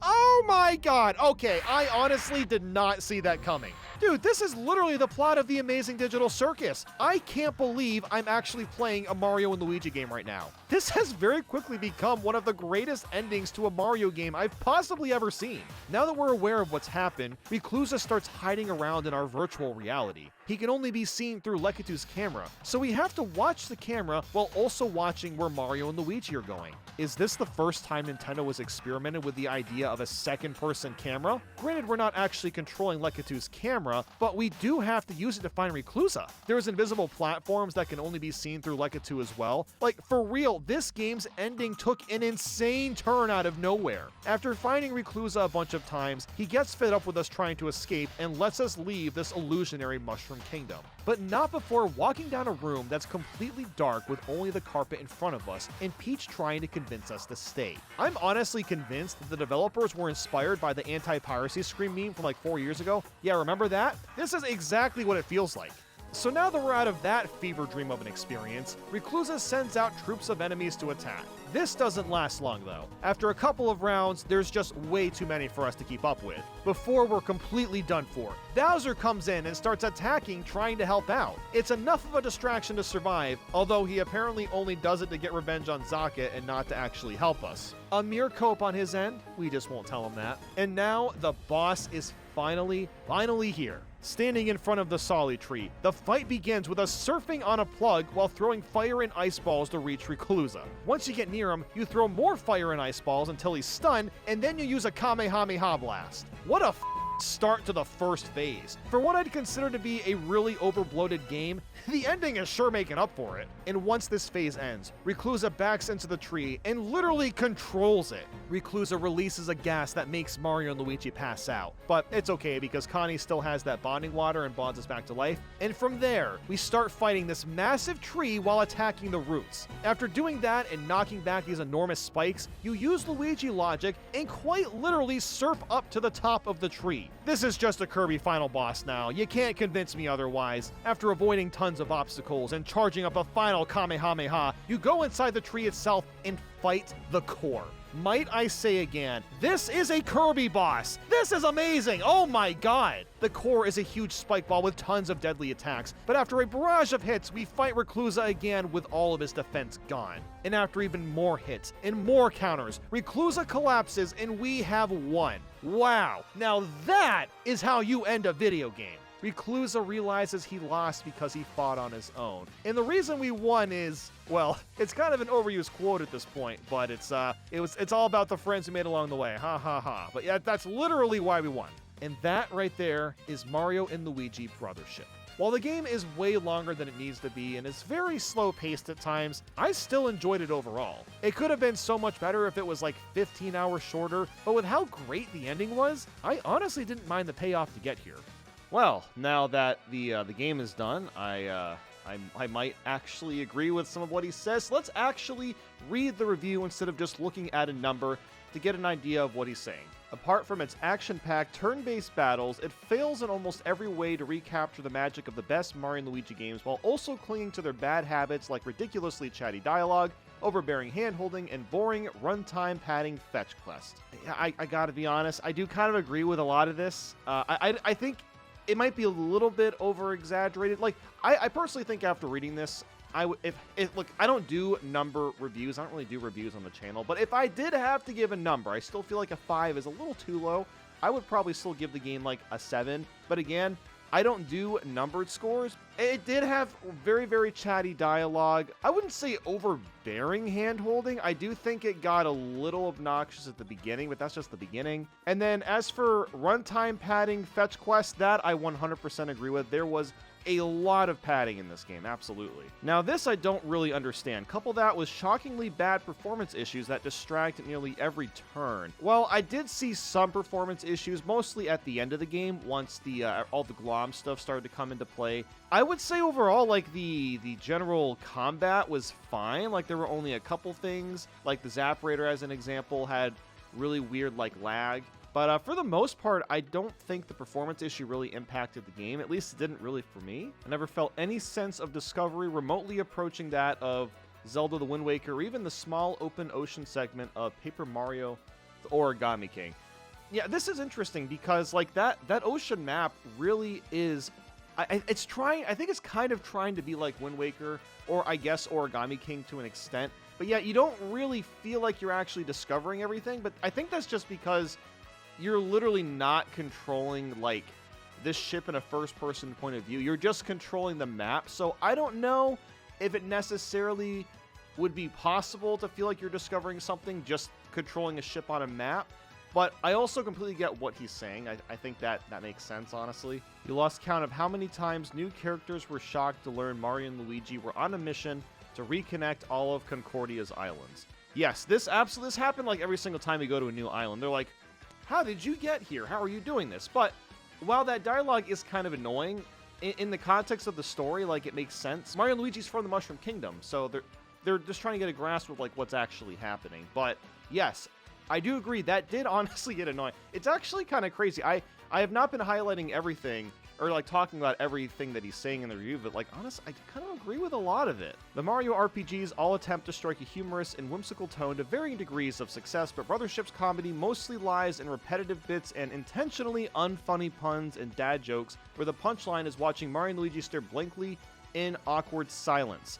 Now, this is a very, very subjective thing. A lot of people love writing like this, or they just want to have like ironically bad puns in the games. You know, we've seen this kind of writing a couple of different times in the Mario and Luigi titles. I don't think this game had the strongest writing either, but also it wasn't really for me. Like, you know, I don't mind puns. I don't mind dad jokes. I think that's fine, but when the same kind of joke is used throughout the entire game, it does get really, really old. Like, the whole Grampy turnip thing, like, that was just annoying. I feel like it served no purpose half the time. He was just talking to talk. Granted, it's nice to see original characters back in a Mario Luigi game after Paper Jam toadified everything, but these designs are just a bit too rudimentary for my taste, and their blocky look clashes with their style of Mario, Luigi, and other characters and enemies from the Mushroom Kingdom that show up. Okay, this I do actually disagree with. I actually really like the character designs in this game. I like they did kind of have like a theme. The theme was wall outlets, and it's still really, really weird, the fact that like all the original characters, their faces are based on wall outlets, but honestly, I think it kind of works like pretty well. All the islands you visit are very generic too, with familiar fire, ice, and desert settings you've seen dozens of times before. Okay, yes, I would say a lot of the islands are not really all that interesting, but some of them are kind of cool. Like, I really liked Lotta Coins and Desolate Island, just as an example. Offend Island, the Bowser one. The Bowser one was also pretty neat, too. For a series that once had microscopic versions of Mario and Luigi roaming around Bowser's internal organs, Brothership's areas feel disappointingly safe and hardly worth exploring. Okay, this I probably don't agree with either. I do get what he's saying. Like, a lot of the islands is just the generic fire, grass, ice, desert. Sure, I guess that is true, but I do think as you get farther into the game, the islands themselves do get a little more interesting. I do think they could have pushed to make the islands themselves a bit more unique, but I think for what it is, and considering how small the islands are, I don't really consider it that big of a deal, honestly, but I get where he's coming from. In Brothership's overworld, though, Luigi feels more like an NPC ally than a second protagonist. He follows Mario at a disconnected, awkward distance. He can jump on his own without the press of a button, and many puzzles revolve around simply ordering Luigi to automatically do something for you. So this is something that I noticed is very, very different for this game, because he's definitely right about that. You can't fully control Luigi. You can't, like, switch to playing as him as you could with the other games. I feel like this is kind of a good and a bad thing. Like, obviously, there are times where it's really annoying when you're just trying to, like, throw, like, an object from Mario and Luigi, and then sometimes it just, like, doesn't work because Luigi's not in the right spot. Sometimes Luigi will die for no reason, so I would say in that case, it can make the game worse, but for the most part, I think it's fine. Like, I think him playing mostly as an NPC works well. Like, I didn't really find many issues with it. It is different, though. It is very, very different from the older games. So the rest of the review is basically just talking about the combat and pretty much everything that I agree with as well. The combat is very, very solid. Any issues that he had with the battle plugs, again, like, I pretty much align with those as well. Having to recharge battle plugs is kind of annoying, but at the same time, like, it does add a sense of challenge, basically just deciding, like, when you should actually use the battle plugs. So I would honestly say a lot of what he actually wrote in the review, not even paying attention to the number, I honestly do kind of agree with. It sums up the game pretty well, but giving it a score of a 5, I feel like is very, very low. I mean, I'd probably give the game like a 7 if I really had to give it a 7, like a very, very solid 7 out of 10 Mario Luigi game. Definitely not my favorite, but yeah, I mean, it's a good game, but, like, it definitely has its padding issues. It is very, very slow. You're going to find a lot of what I said in the video to be very similar to what's in the review. That's all I'm saying. All right, anyway, I'm going to get going. Thank you all so much for watching, and I'll be back very soon with more videos.